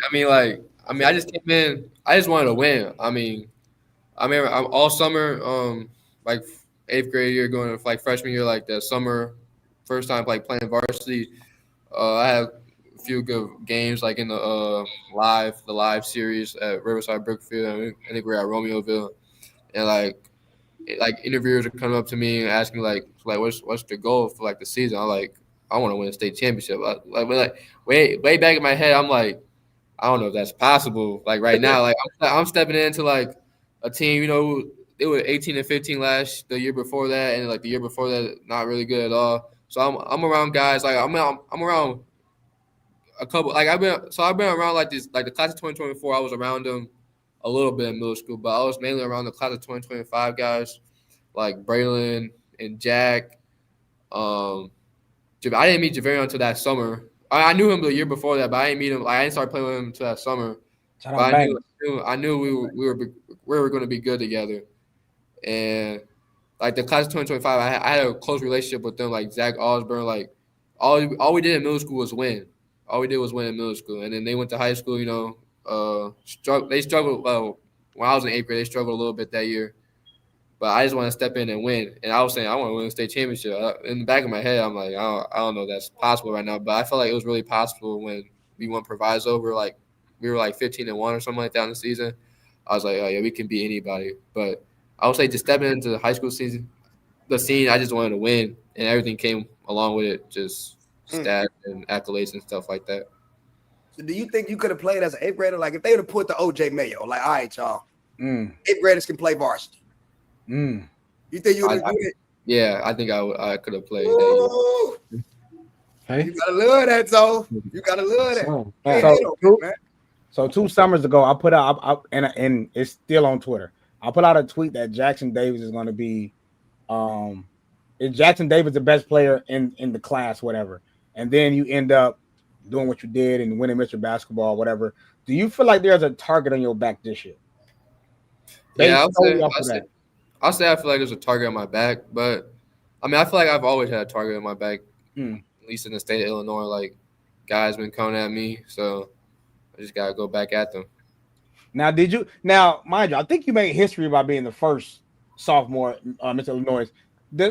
Sometimes do you sit back though and be like, what the hell? Like, what? Like, I wasn't trying to do that, but I accomplished it. Like, or that was a goal of yours for this year.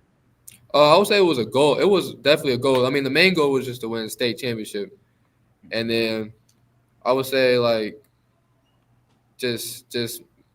I mean, like, it was like midway through the season. Like, I think December, January. My dad was like, yo, like, you got to fill out, like, this stuff for, like, Gatorade Player of the Year. Like, you're in the running for it. I was like, oh, shoot. I wasn't even thinking about it. I was like, I forgot about all that. I was like, oh, shoot. I was like, I could really win it and stuff like that. But I'm not going to lie, like, the second half of the season, I mean, I did well. We were obviously up and down. We were losing games and stuff like that. But I feel like I knew I was going to win it after the state run, like, because, you know, I knew it was either going to be between me, Devin, or Davion. I had a feeling it was going to be between us three. 3 sophomores. That's crazy. That's crazy. Yeah. But they got knocked out too fast, and then I think Devin was hurt or something. I don't know, but he played. He had an amazing season too. Yeah, they lost to Rich.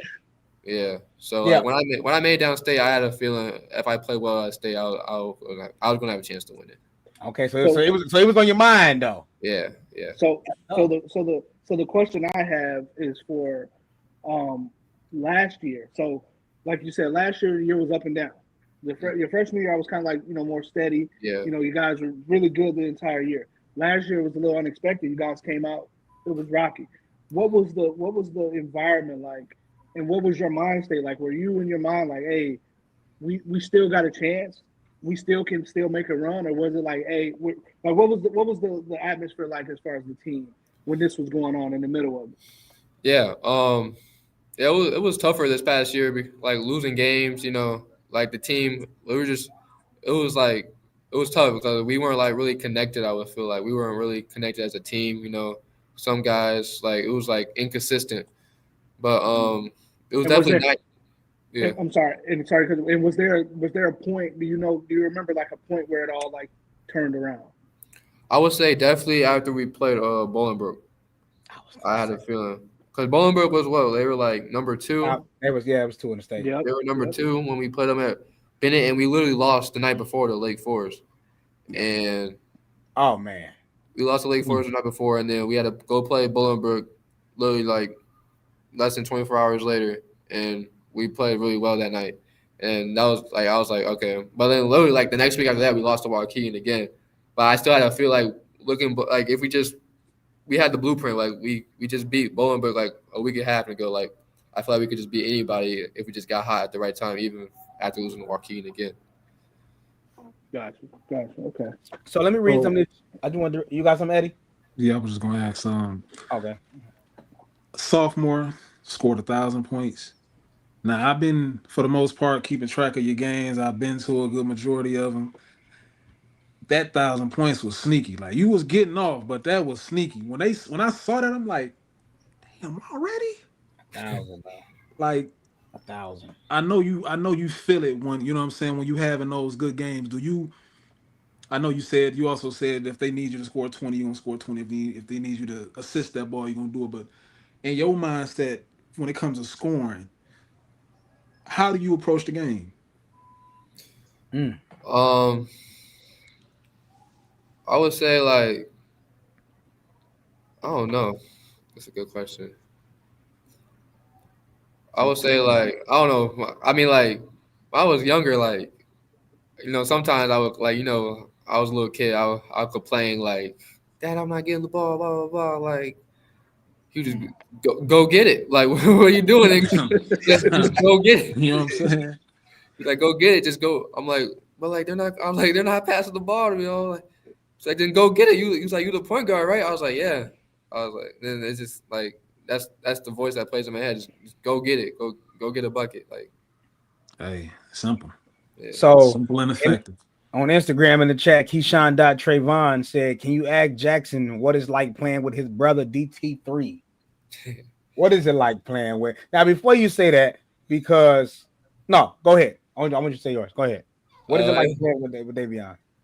It's fun because I mean it's fun on the court, but it's even better off the court. Like the moments that we've had together, like off the court, that like the bonding we've had, it's so many memories that we're gonna have that we're gonna carry along in the future.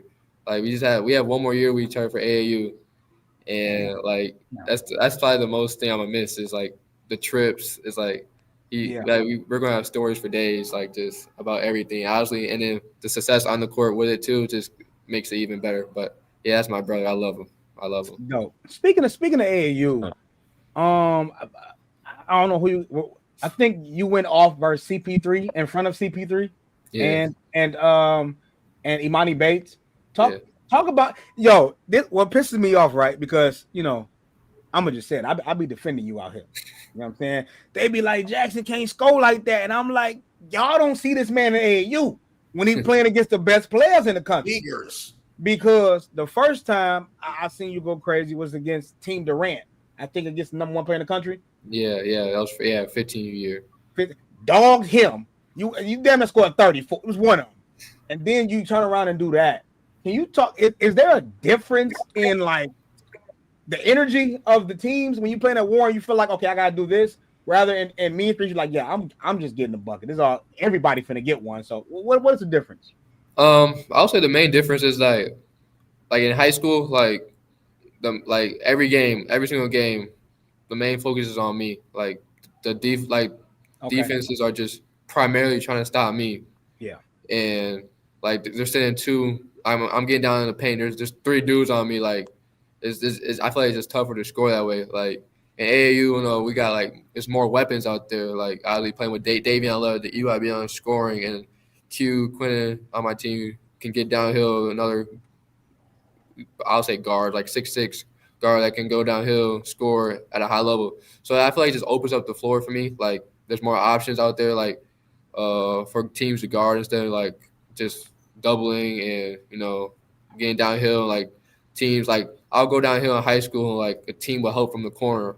Like in AAU teams, they don't help from the corner. AAU, like you can't help from the corner. I'm just gonna hit the corner. Fact, getting dotted. Yeah. Dive. So it's just like I would say stuff like that.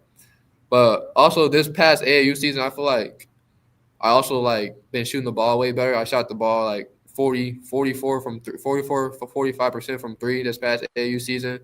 So I feel like I'm gonna carry that into high school season because I feel like these past two high school seasons, my shooting percentage from three hasn't been where I wanted it to be. But I feel like this past year, this upcoming year, I feel like I'm gonna shoot the ball way better from three.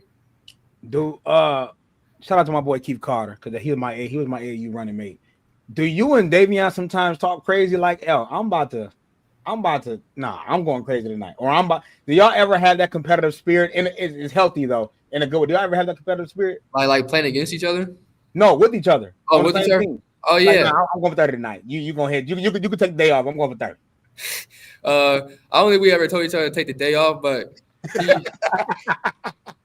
But I feel like our games complement each other very well to the point like we just like know like when it gets to that time like we know what's what like we have obviously we got the ultimate like green light with our team like we got the keys to our team, but when it comes down to it like 2 minutes left he's coming down like coming down as man, and he knows exactly where I'm at, and I'm coming down. I know exactly where he's at. So when we get downhill, we got to kick it. Like I think that's when we're best.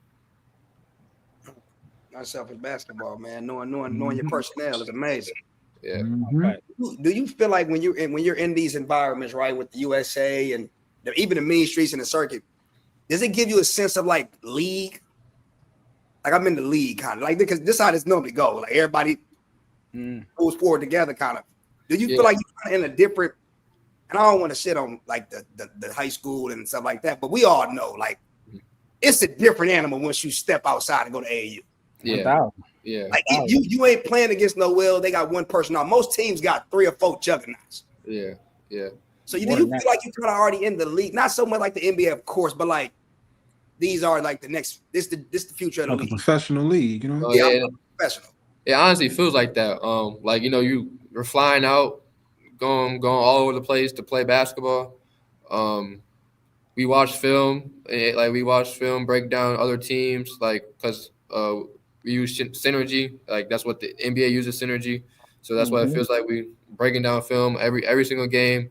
I mean, obviously sometimes you have 8 a.m. games. Like that's the worst though. But like waking up at 5 a.m., being in the lobby by 6, watching film, getting ready to play. Like, yeah, it kind of feels like it. Like it's our job. Like but it's nothing more fun than doing that. Like being at 8 a.m. game at Peace Jam, and there's 20 plus college coaches sitting there at an 8 a.m. game. There's no better feeling than that than in anything. So. Well, that's when you know you're 8 a.m. You got to be a killer at 8 a.m. is different, man. Everybody wakes up around 6 p.m. around here. And kind of like to that point, like what I would want to know is like, do you have like a set bedtime? Do you have like, hey, I know I need my body. I need to be operating at this level. I need this amount of sleep, or I need to like. What is your routine as far as that? Like, do you optimize your sleep? Do you watch it? Like, do you watch what you eat? Mm-hmm. Yeah, I don't eat too much candy. Like no candy. I try to go to sleep by 10. John gonna hate me for this at Spirit because he's like out at 8. So you gotta get to sleep by 9 or something like that. But I try to go to sleep by 10. Get my homework done. Try to get 7 hours of sleep because I get up. We start school at 7:25 here, so I get up around 6:30. I try to go once a week to cryotherapy. I go to cryotherapy in Deerfield. It's this place called Restore.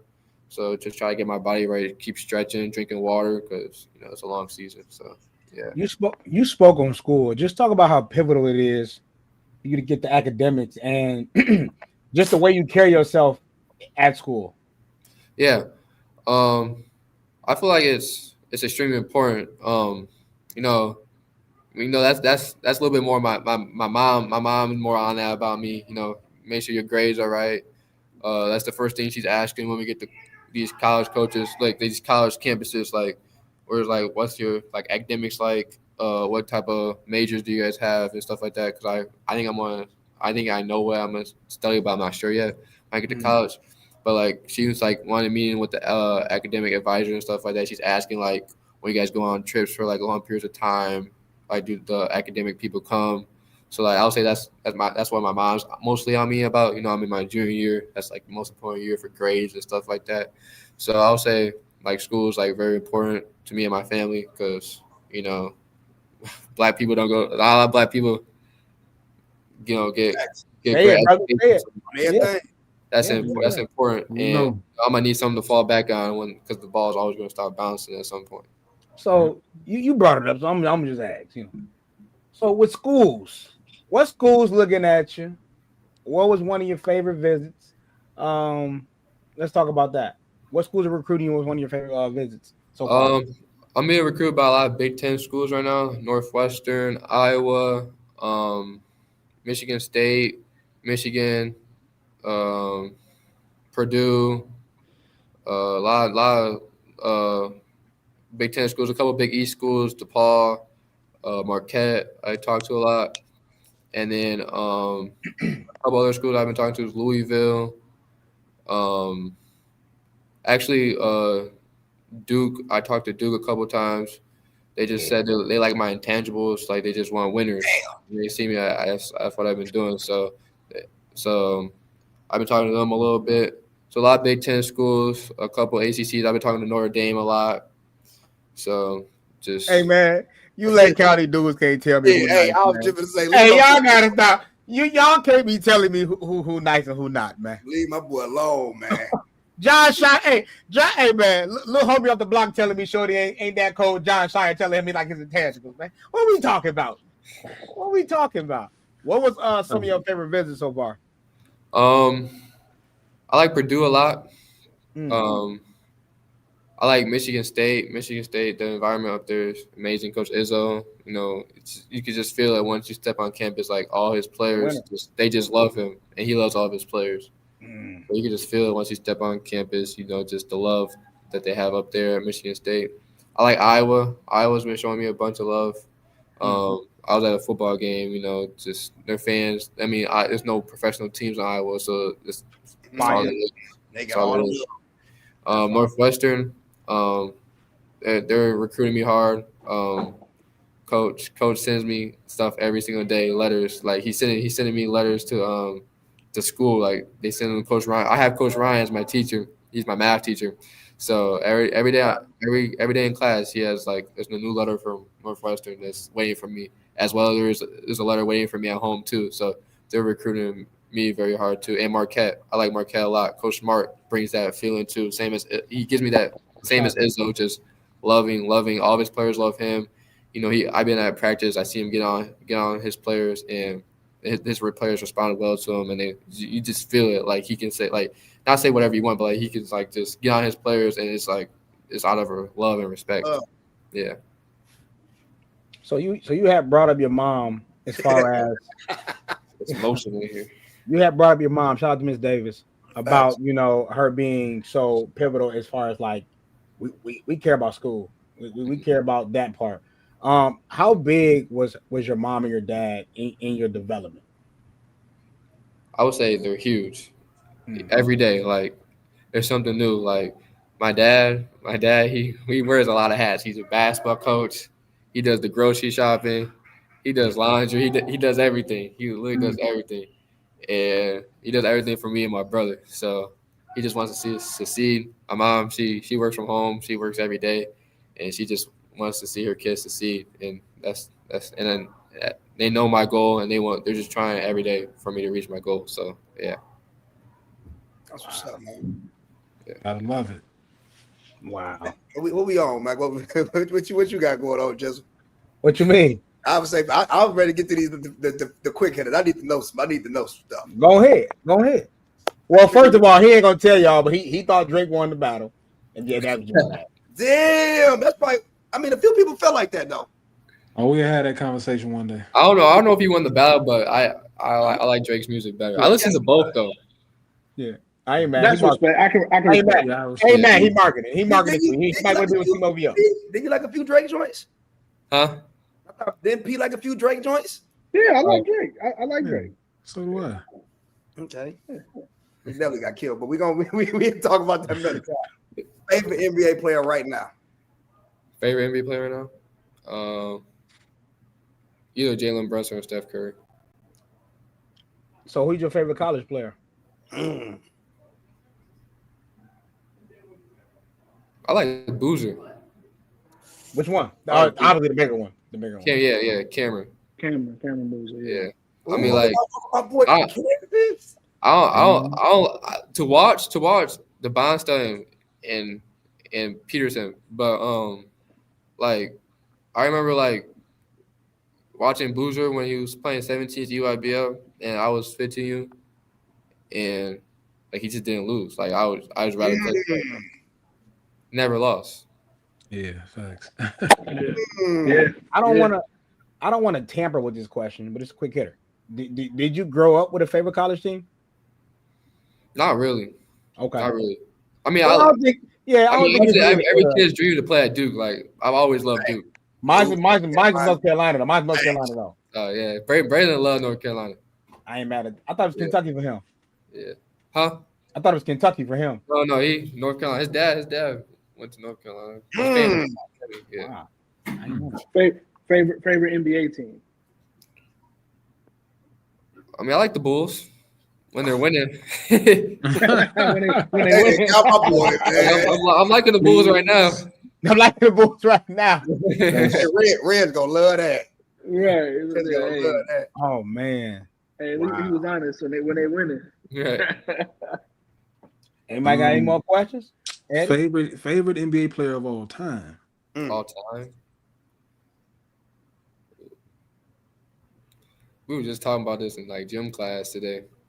The argument was this kid. He's a wrestler. Come up to me talking about. I mean, I love Curry, but he was talking about Curry's better than Jordan.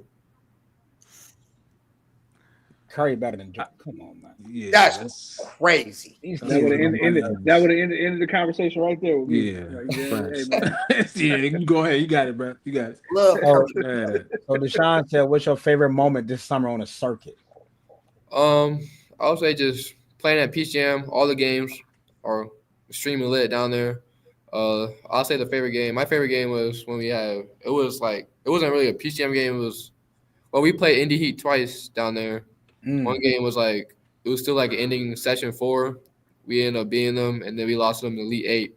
But both games were extremely fun, and hopefully we can run it back next year. Question: When you, because a lot of the kids don't really understand what a gym. If you didn't play at Waukegan on a full night, you really don't know what a packed gym look like. Yeah, Man. Is most of the piece like the big tournaments AAU? Do they have that Waukegan feel like that game when y'all playing at Waukegan? Is most of the games like intense like that? No, I wouldn't say most of the games are tense like that. When not I would say not like that until you get down to Peach Jam, because like a lot of the tournaments are like obviously they're in big facilities. There's a bunch of courts playing on. Yeah. Like, but at Peach, it's a big facility, but at Peach, there's like individual gyms. Like you actually have to walk into the gym, and that it gives it that high school feeling because you can like stand up top, and there's like the bleachers on the side, and the gyms they're not really big, but they get packed.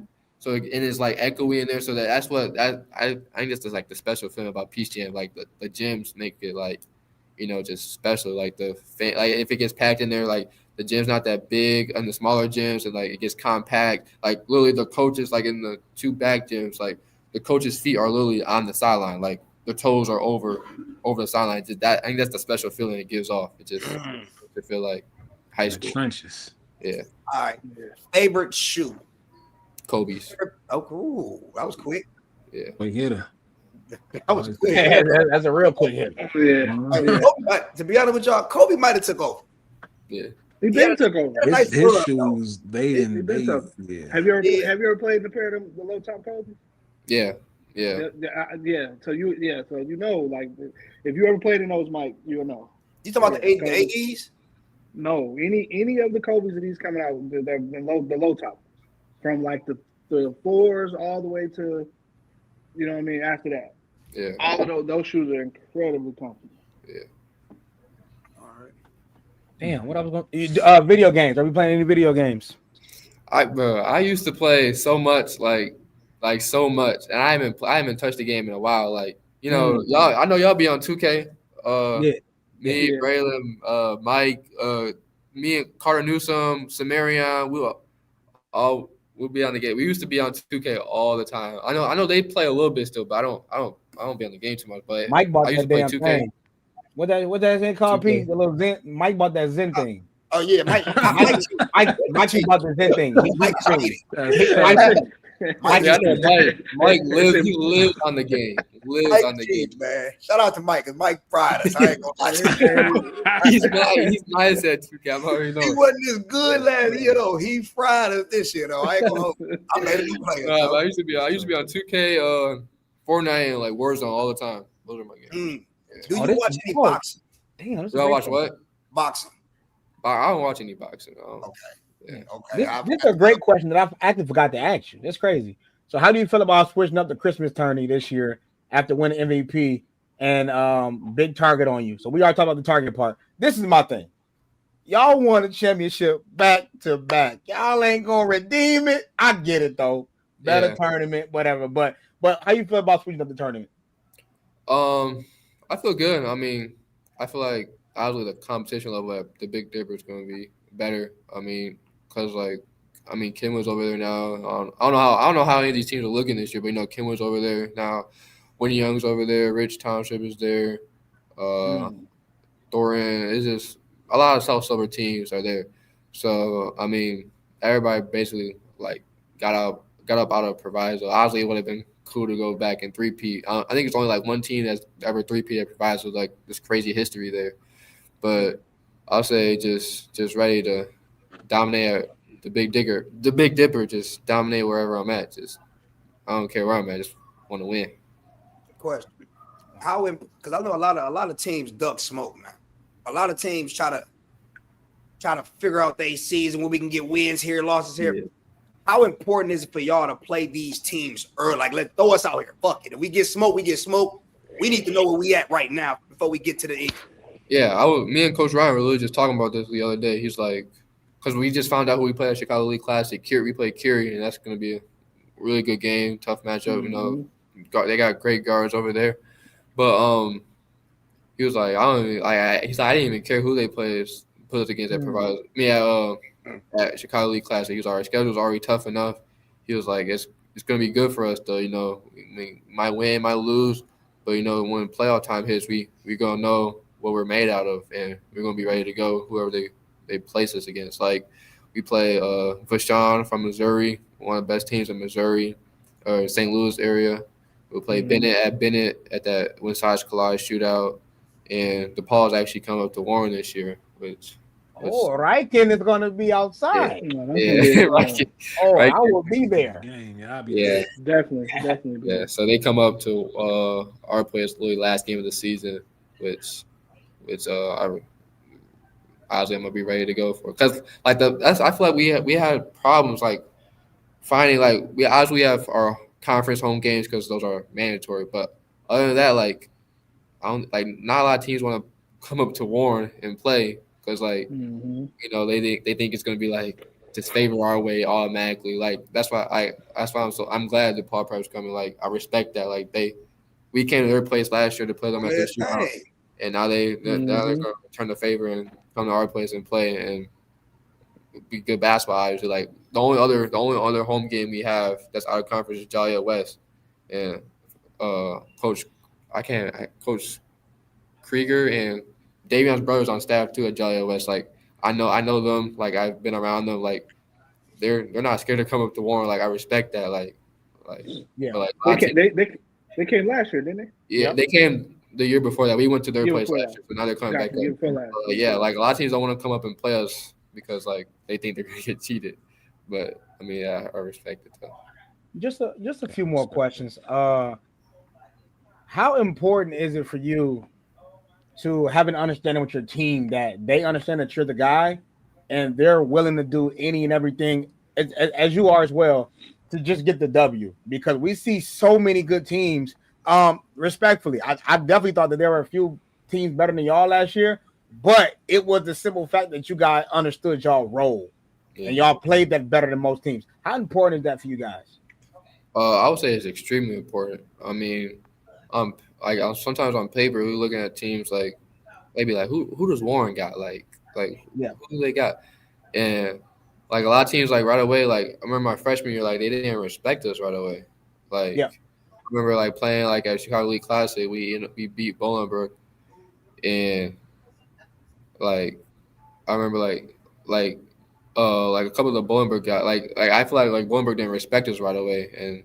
That's how I was talking to Davion after the game. He's we didn't respect y'all right away, and and then he'd be y'all just be spawning these random good kids. I'm no, we just got fine. No, we just got kids that play in the they just know how to play in a role.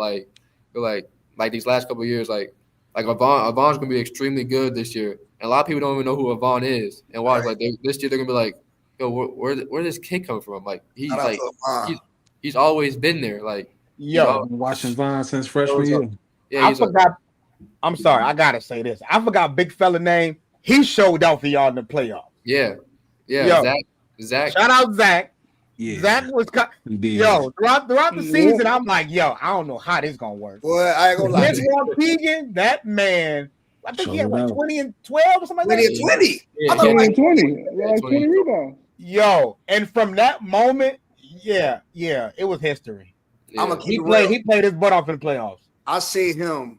I don't know if you played. It was like the early game when I first seen him. I said, "Come on, man, who this?" I said, "Hey, man, Warren got this tall, light skinned dude. I think I like him, man." Then he kind of missed the bunny, and I was like, "Oh, I don't know. I wasn't sold." No, But I looked at Milwaukee. Hey, bro. I got tremendous respect for him. Like whatever he doing right now, shout out to him, man. Yeah, no, that's my guy. Like he's another guy I've been playing with since like elementary school. Like I know, like I remember like playing Green Demons. Like, he's been a baseball kid too. He was a big time baseball pitcher, but injuries like shoulder and stuff like that. But that's my guy. But and like when we were younger in Demons practice, like Zach, he has a chip on his shoulder. Like he's like one of those bigs. Like he gonna give you that elbow. Like he gonna do some stuff to you. Like you gonna be like, yeah, like that was dirty, but like I respect it because he's on my team and he's a competitor. Like he wants to win. Like he knows. Like I'm not gonna lie, I known him for like I don't know fifth. Like since I was like he was in 5th grade, I was like in 3rd grade. I'm not gonna lie, like we probably almost fought about 4 times, like for real. Like in the gym, like the guys that are watching this from my team, like last summer, like we almost fought for real. And like I remember like in 5th grade, I remember like throwing the ball at his head, like in the practice, like we've gone at each other, but like it's just out of respect. Like he's a competitor and wanted to win too, as much as I did. I can do nothing but respect that, and he showed up for me, and we showed up for each other at the end of the day. And obviously we fell short at state, but like, and when I see him every single time I see him, like that's my guy. We almost fought each other, but that's my guy. So okay, really quick. Speaking on falling short in state, with losing, did you see any resilience or any type of things you can not work on, but that you saw good, positive about your leadership in that game? Yeah, I mean,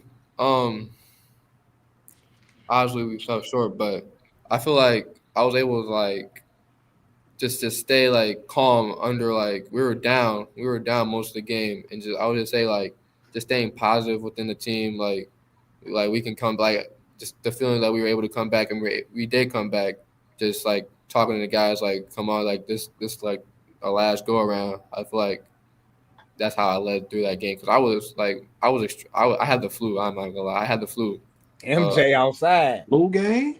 I had real flu game. I was doing pizza. We ain't doing that. Yeah, no, it was all pizza, but I had the flu the whole time I was at state. I was like, the game almost didn't start till almost 9, and I didn't get out of bed until like 5:30 at night. Like I missed shoot around Saturday night before the game. I missed I was back in Illinois a couple of weeks ago. I was at a visit. My dad was like, "Oh, there goes the place we ate at." I'm like, "We didn't eat there." I was like, "He's like, oh yeah, you was in the room." But I literally didn't get out the room the whole time at state until it was time to play. But I would say like my teammates, like by the time like they really depended on me, like they like helped me get through it. Like I remember like being in the locker room before the game, like I was like off of like so much medicine. It was nuts. Like I probably too much medicine that I should have been taking.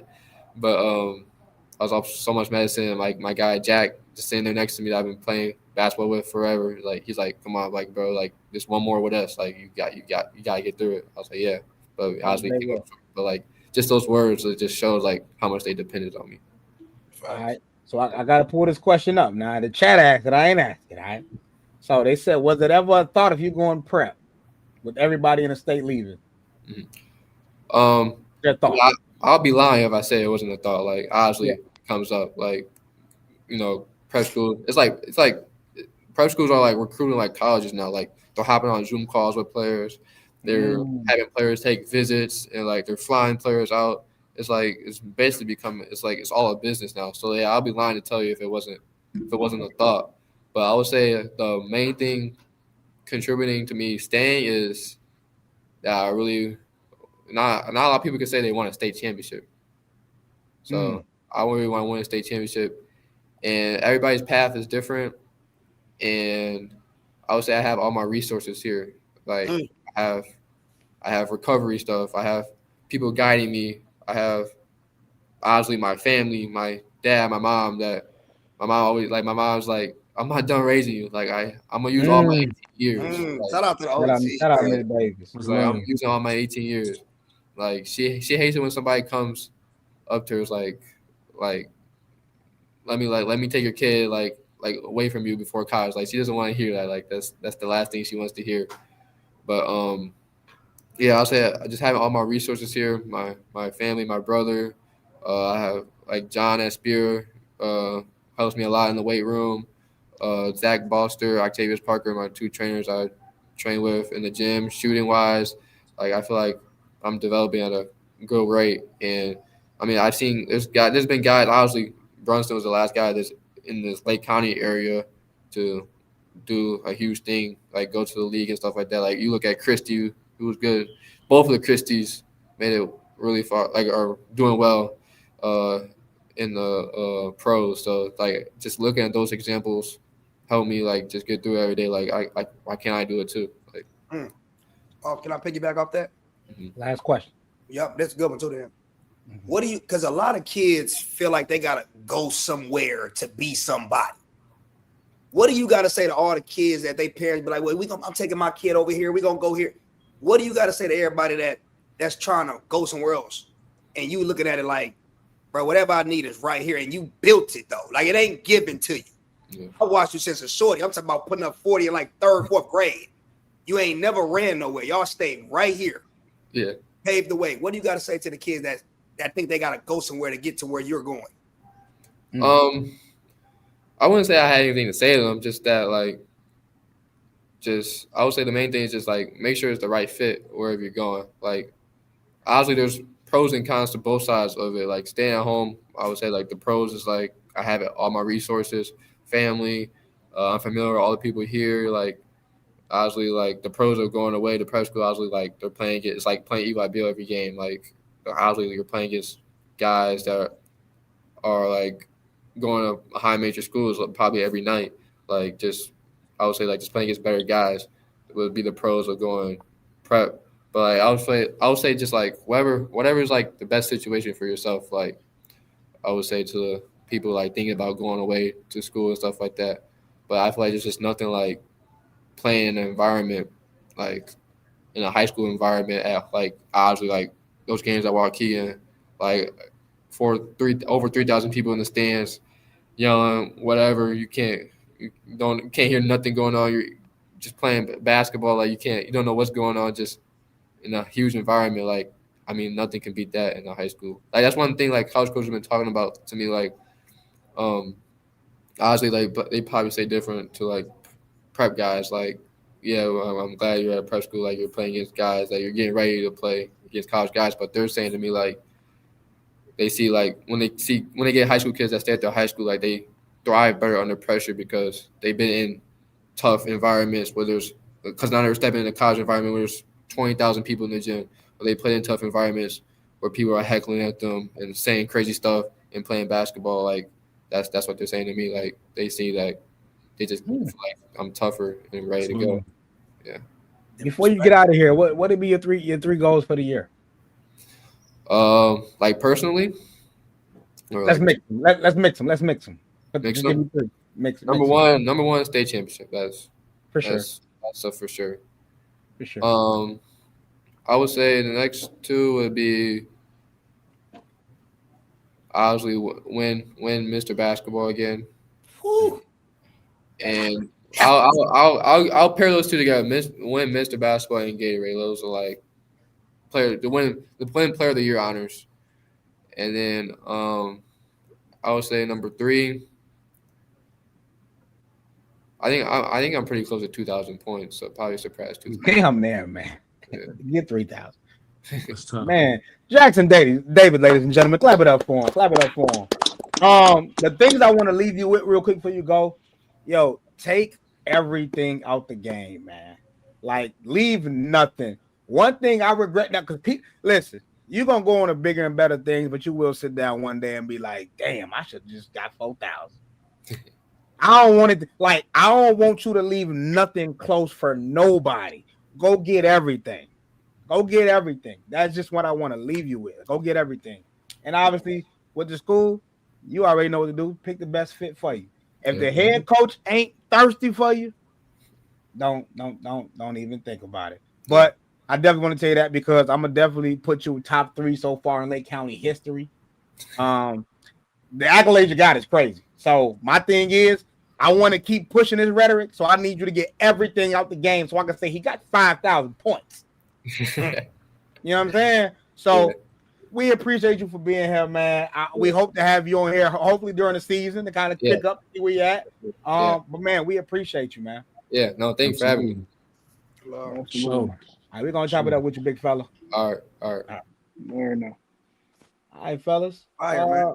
Fire, humble kid, man. For those who don't know him, man, humble kid, man. Humble. Yeah. I know a lot of people. I be listening to the chatter. I ain't gonna lie. A lot of people be trying to. Well, he ain't, brother. Basketball aside, man, that's a kid still, y'all. Yeah, that's a kid still. Yes, he busting your kid ass, but that's a kid. Hey, I just want him to take it all from the game, bro. Because I'm telling you, it be moments where I truly look back and be like, man, I really looked at Grant and said, I'm gonna just go for 25 and sit down. No, go get 40. Go get it. You know, that's here and there. So I need to do that. I think, man, it's just me being real. I think this is that Facebook shit, though. This is social media. You was spazzing on me. So No. But this is for social media. I think the feeling of like I should have, because even Mike Turner said it. It ain't, it's me, then it's me. It ain't nobody. Yeah, no, for sure. But he also said I should have just read that bitch. That's what I'm saying. I should have read it every time. But I just want to move on really quick though. So really quick, y'all. Ja Morant, thoughts on his play? Obviously, the game against the Lakers, I called it. The guy was standing in the corner. He was uninterested. He didn't want to be there. And then a rumor came out that obviously him and the coach had a discourse, which led to him being suspended. Well, where can Ja go? I'm gonna tell Minnesota? You see him go. I don't even see that shit. Like, don't get me started. Go ahead, please. Go ahead, boys. I'm telling you. No. Yeah, I don't know if I want to see him in Minnesota. Like I wouldn't be mad. No, I'm trolling. No, I'm trolling. I do want him out of Memphis. I want him out of Memphis. Just for the simple fact that like you kind of outstayed your welcome there. You know, as far as like you're not worth all of the baggage that come along with it at this point. Okay. At this point. And you may just need a change of scenery. Like I'm not saying that, you know, he's at fault or the organization's at fault, but whatever it is, it's not working. It's not working right now. And you can just see it in his play. And last night they played Houston. He was 6 for 19. You just out there, like you just float, like it's like you know, and it's making you look really bad because you made, like what you said, you first, and even going back a little bit, you got to shut up. You got to shut up. Some things do not need to be said. First, you go and say, you know, tell them, oh well, ask the coaching staff. That's okay. He was out of line for that. And then after that, they ask you if you lost the joy of your game. Yeah, like you don't want to be there anymore. It's like it's so obvious. Like you can't do that. You gotta be like you say, be a professional. He's not being a professional, and it's, you know, so it's like, if I was the organization, yeah, I'd be looking to trade him. But yeah, I do want some type of value for him too. Like you're not gonna just give me peanuts to give him away because he's still a valuable player. But they need to go ahead and trade him. Eddie, the genuine question is, where do you send him? Miami. Fuck it. It's like, that's the only. Where does he fit? Like where? Like, cause right. For instance, I hear the Miami shit. I don't feel like his attitude fits that culture. No, but that's to your point. That's probably what he needs. Probably so. I agree to that. But I hear what you're saying. Though. I hear what you're saying. Yeah. Are you gonna receive it? Really Are you gonna receive? That's what I'm thinking. Like, it? that's what I'm thinking. He need to go somewhere with an OG that he respect. Like if Jimmy Butler was still in Miami, go ahead. And that's part of what I don't like about the NBA because they got rid of a lot of those guys. That's the only OGs that you really see there are the top guys, the LeBrons, the KDs, the Stephs. Mm-hmm. You know what I'm saying? And if you go over there with one of them, it ain't gonna be your team. Yeah. You know what I'm saying? So he still can beat Ja. Yeah, and it's not a lot of places, and it's not a lot of places that are. There's not a lot of places that are gonna be that you're gonna be better off than Memphis. Facts. Right. So it's kind of like he might gotta go to Charlotte, man. Them young niggas over there, man. Hey, I'm gonna tell you right now. Let LaMelo come to Memphis. It's up. Man, I'll trade. Man, I will trade. I would trade him in a second. You wouldn't trade if I'm the Grizzlies. I guess it'd be dumb, but would you think about for De'Aaron Fox? Ja? No. Ja to the Spurs is insane. I wouldn't. No. Okay. No. With Wemby? Ja to the Spurs is insane. I'm not mad at that one, but if I'm Memphis, I'm not doing that shit. If I'm the Spurs, I'm not doing it. Or the Spurs, it's either way. I'm not because I don't even want the chance of you fucking up Wemby with your attitude. Milwaukee? I would take him in Milwaukee. Milwaukee?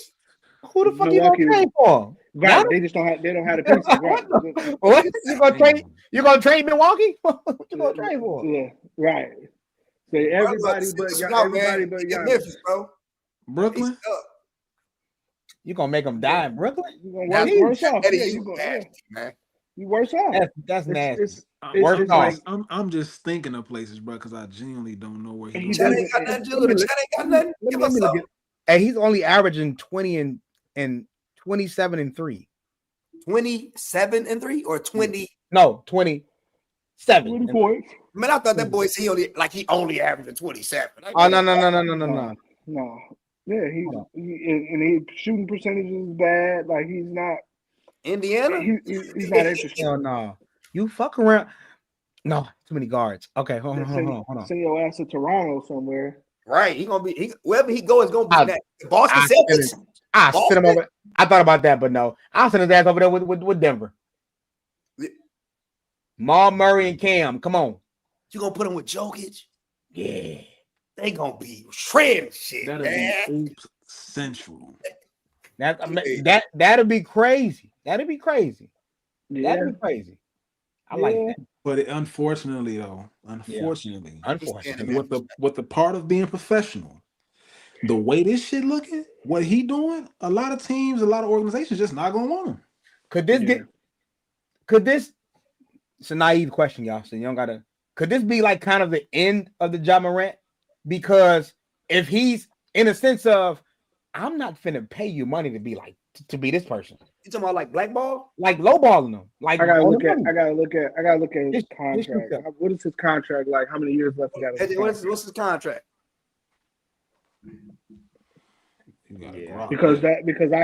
Because if he got 4 years left on his deal, then no, because he's gonna be owed that money. So ain't nobody finna he ain't that much of a problem where they're gonna pay him to sit at home. So he signed a 5-year, $197 million through the 27-28 season, but then he signed this in 2022.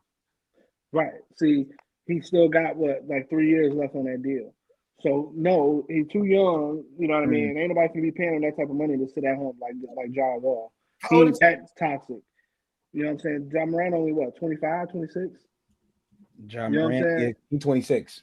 Yeah, so it's not gonna be the end of him, but the thing about it is like I hate to say it, and I hate to say it because you know what I'm saying, he has a black father that's in his life, but it seems like your dad is less of an OG than he is your fucking friend. Ooh. Your dad shouldn't be, you know what I'm saying, on the sideline. Like it was funny, you know what I'm saying? But your dad on the sideline talking crazy to KD, and KD telling him, like, yeah, your son don't even want to be here. Yeah. Yeah, this your last weekend here. You know what I'm saying? It's like for that to be out here like that.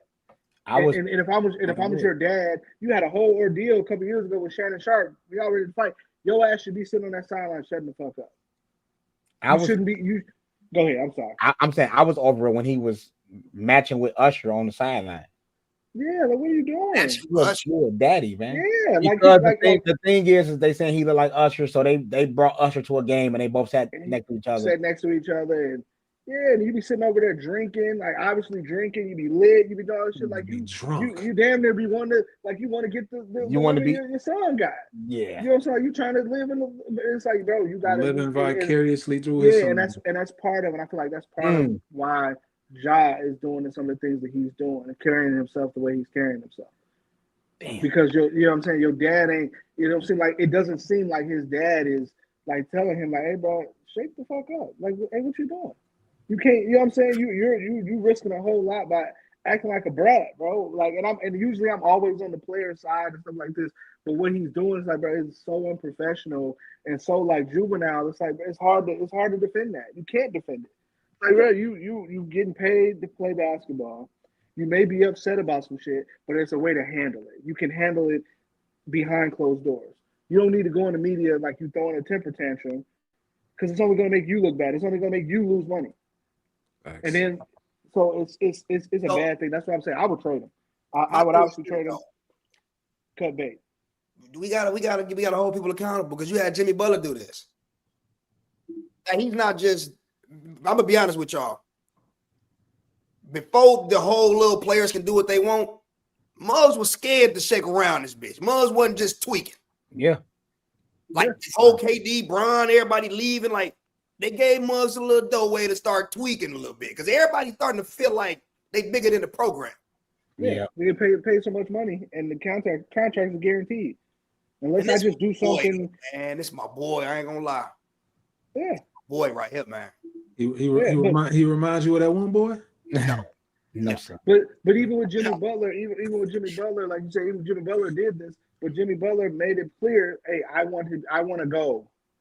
Y'all didn't give me, it was a contract thing. Y'all not giving me what I want here. I want to go.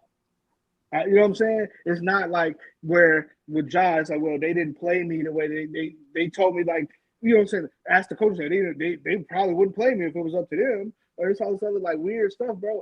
If that's what you want, if it's like, hey, I don't want to be here anymore, just come out and say, hey, I'm requesting a trade. I'm requesting a trade. But but you don't have to do it in a way like how he's doing it, where you just like a brat. It's like, no, all right, I don't want to be here anymore. I don't want to be here. I'm requesting to be traded. Or the professional way, hey, have my agent tell the team I want to be traded. And you're gonna see that shit at the bottom of it. Such and such agent for John Morant says, hey, requesting a trade. And you ain't seen me say nothing in front of the camera. Y'all think he getting traded? That's what he's on his way. If they can, yeah. This I don't know if you've been watching, Mike. This shit looks bad. I've been watching. He was that dream. Wizzle betted on him to get a dub. He betted on Austin Reeves to get 20, him to get 20, and Joker to get a 20 or something like that. He showed me, we watching the game. He said, Mike, I know I'm not tripping. Look at the game. I'm watching the game. Buddy is walking up and down the floor.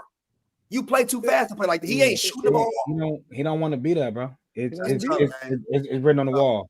Before I move on, Eddie, you brought up AI. Did y'all watch the documentary? I haven't. I gotta finish it. When I start. What? Mike? No, man. I've been.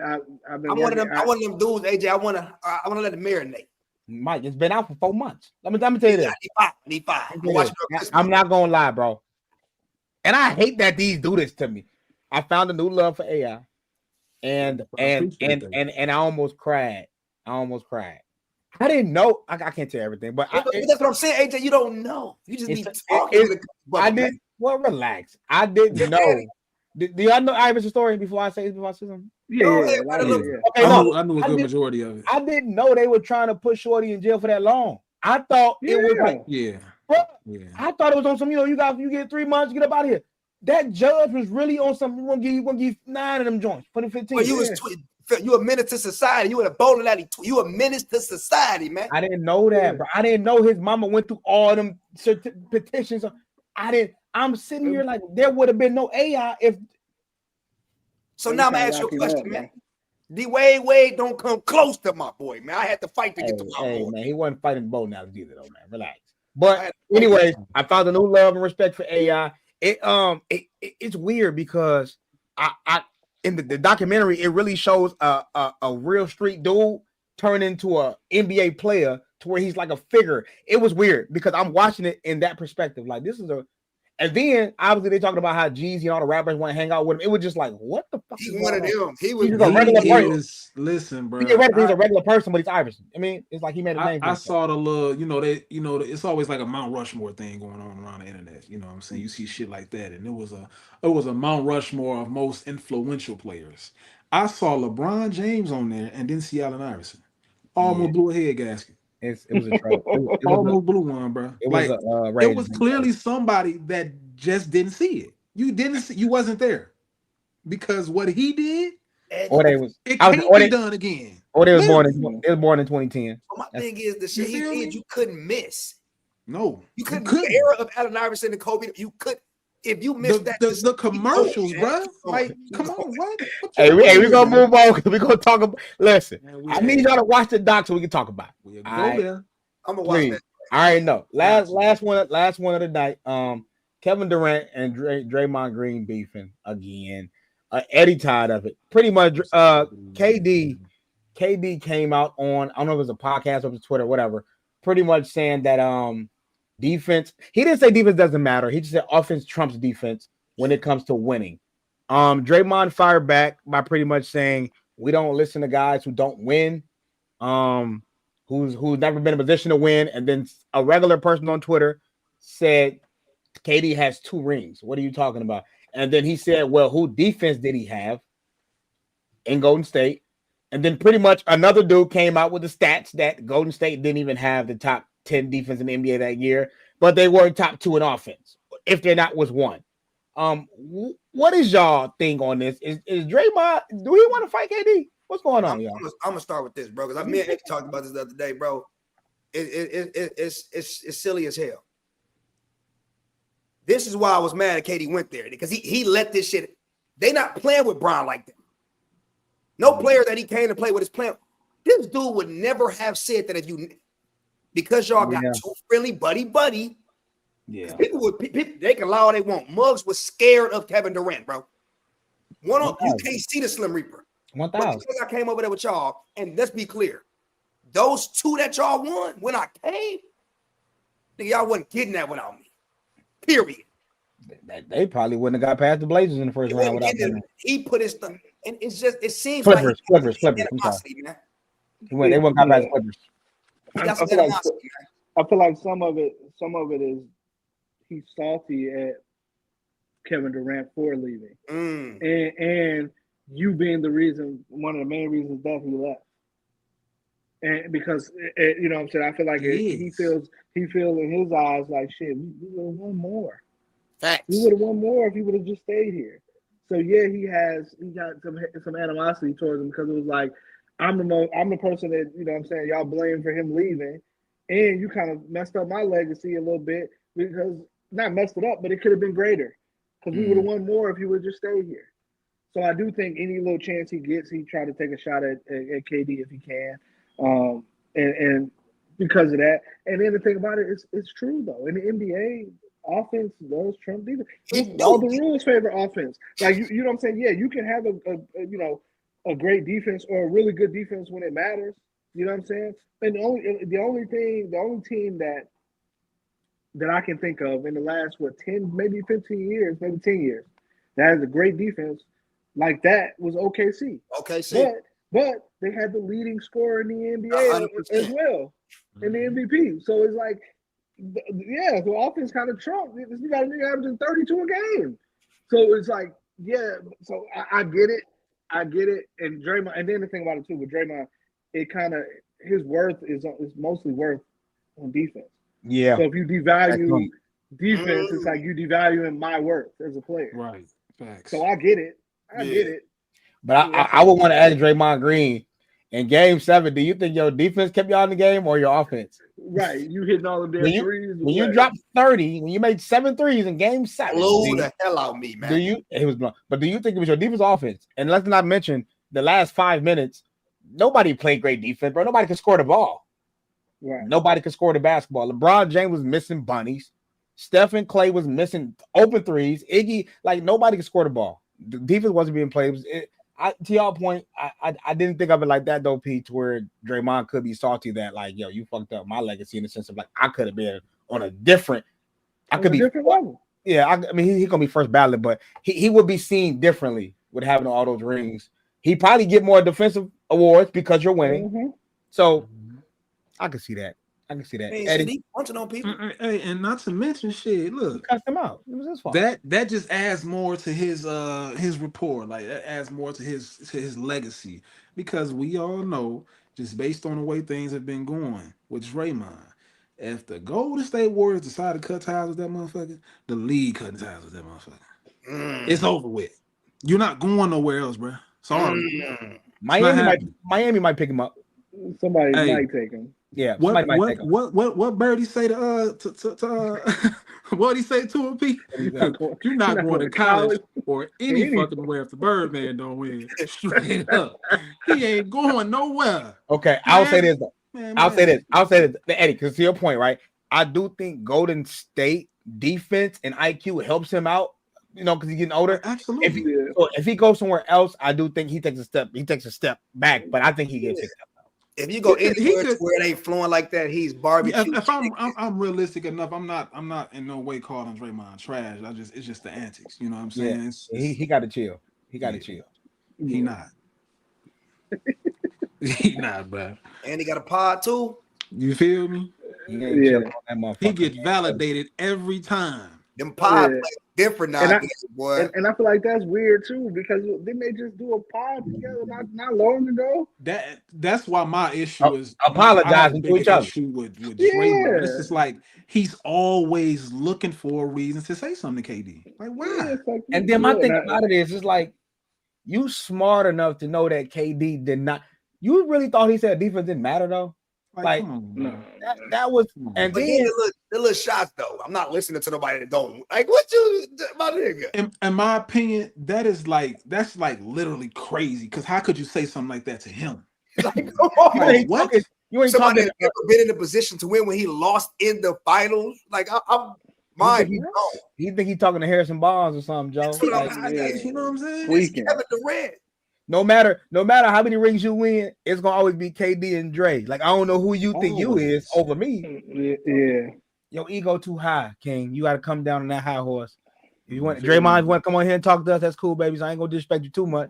I only got one ring. Do not come over here. I'm good. You know what I'm saying?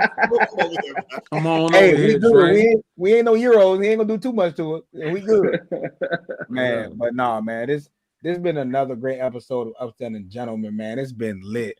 It's always organic. I enjoy having the guys on here, man. We're going to figure out another time and day we're going to be on here because on Monday, I will be watching Wemby in Chicago. My birthday coming up on the 11th. I don't know. I'm going to be lit. You know, the big 32. Big 32, my Blake Griffin year. My Magic Johnson year.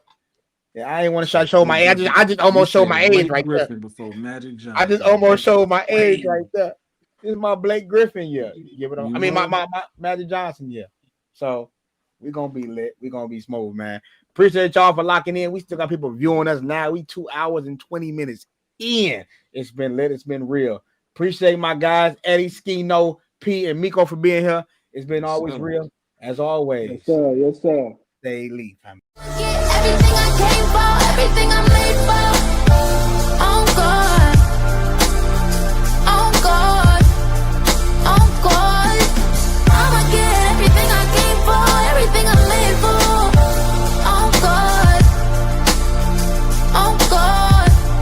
It's what they want. Let's get it. We depended on our brothers when that rain came. To lose it all, I stood tall and remained sane.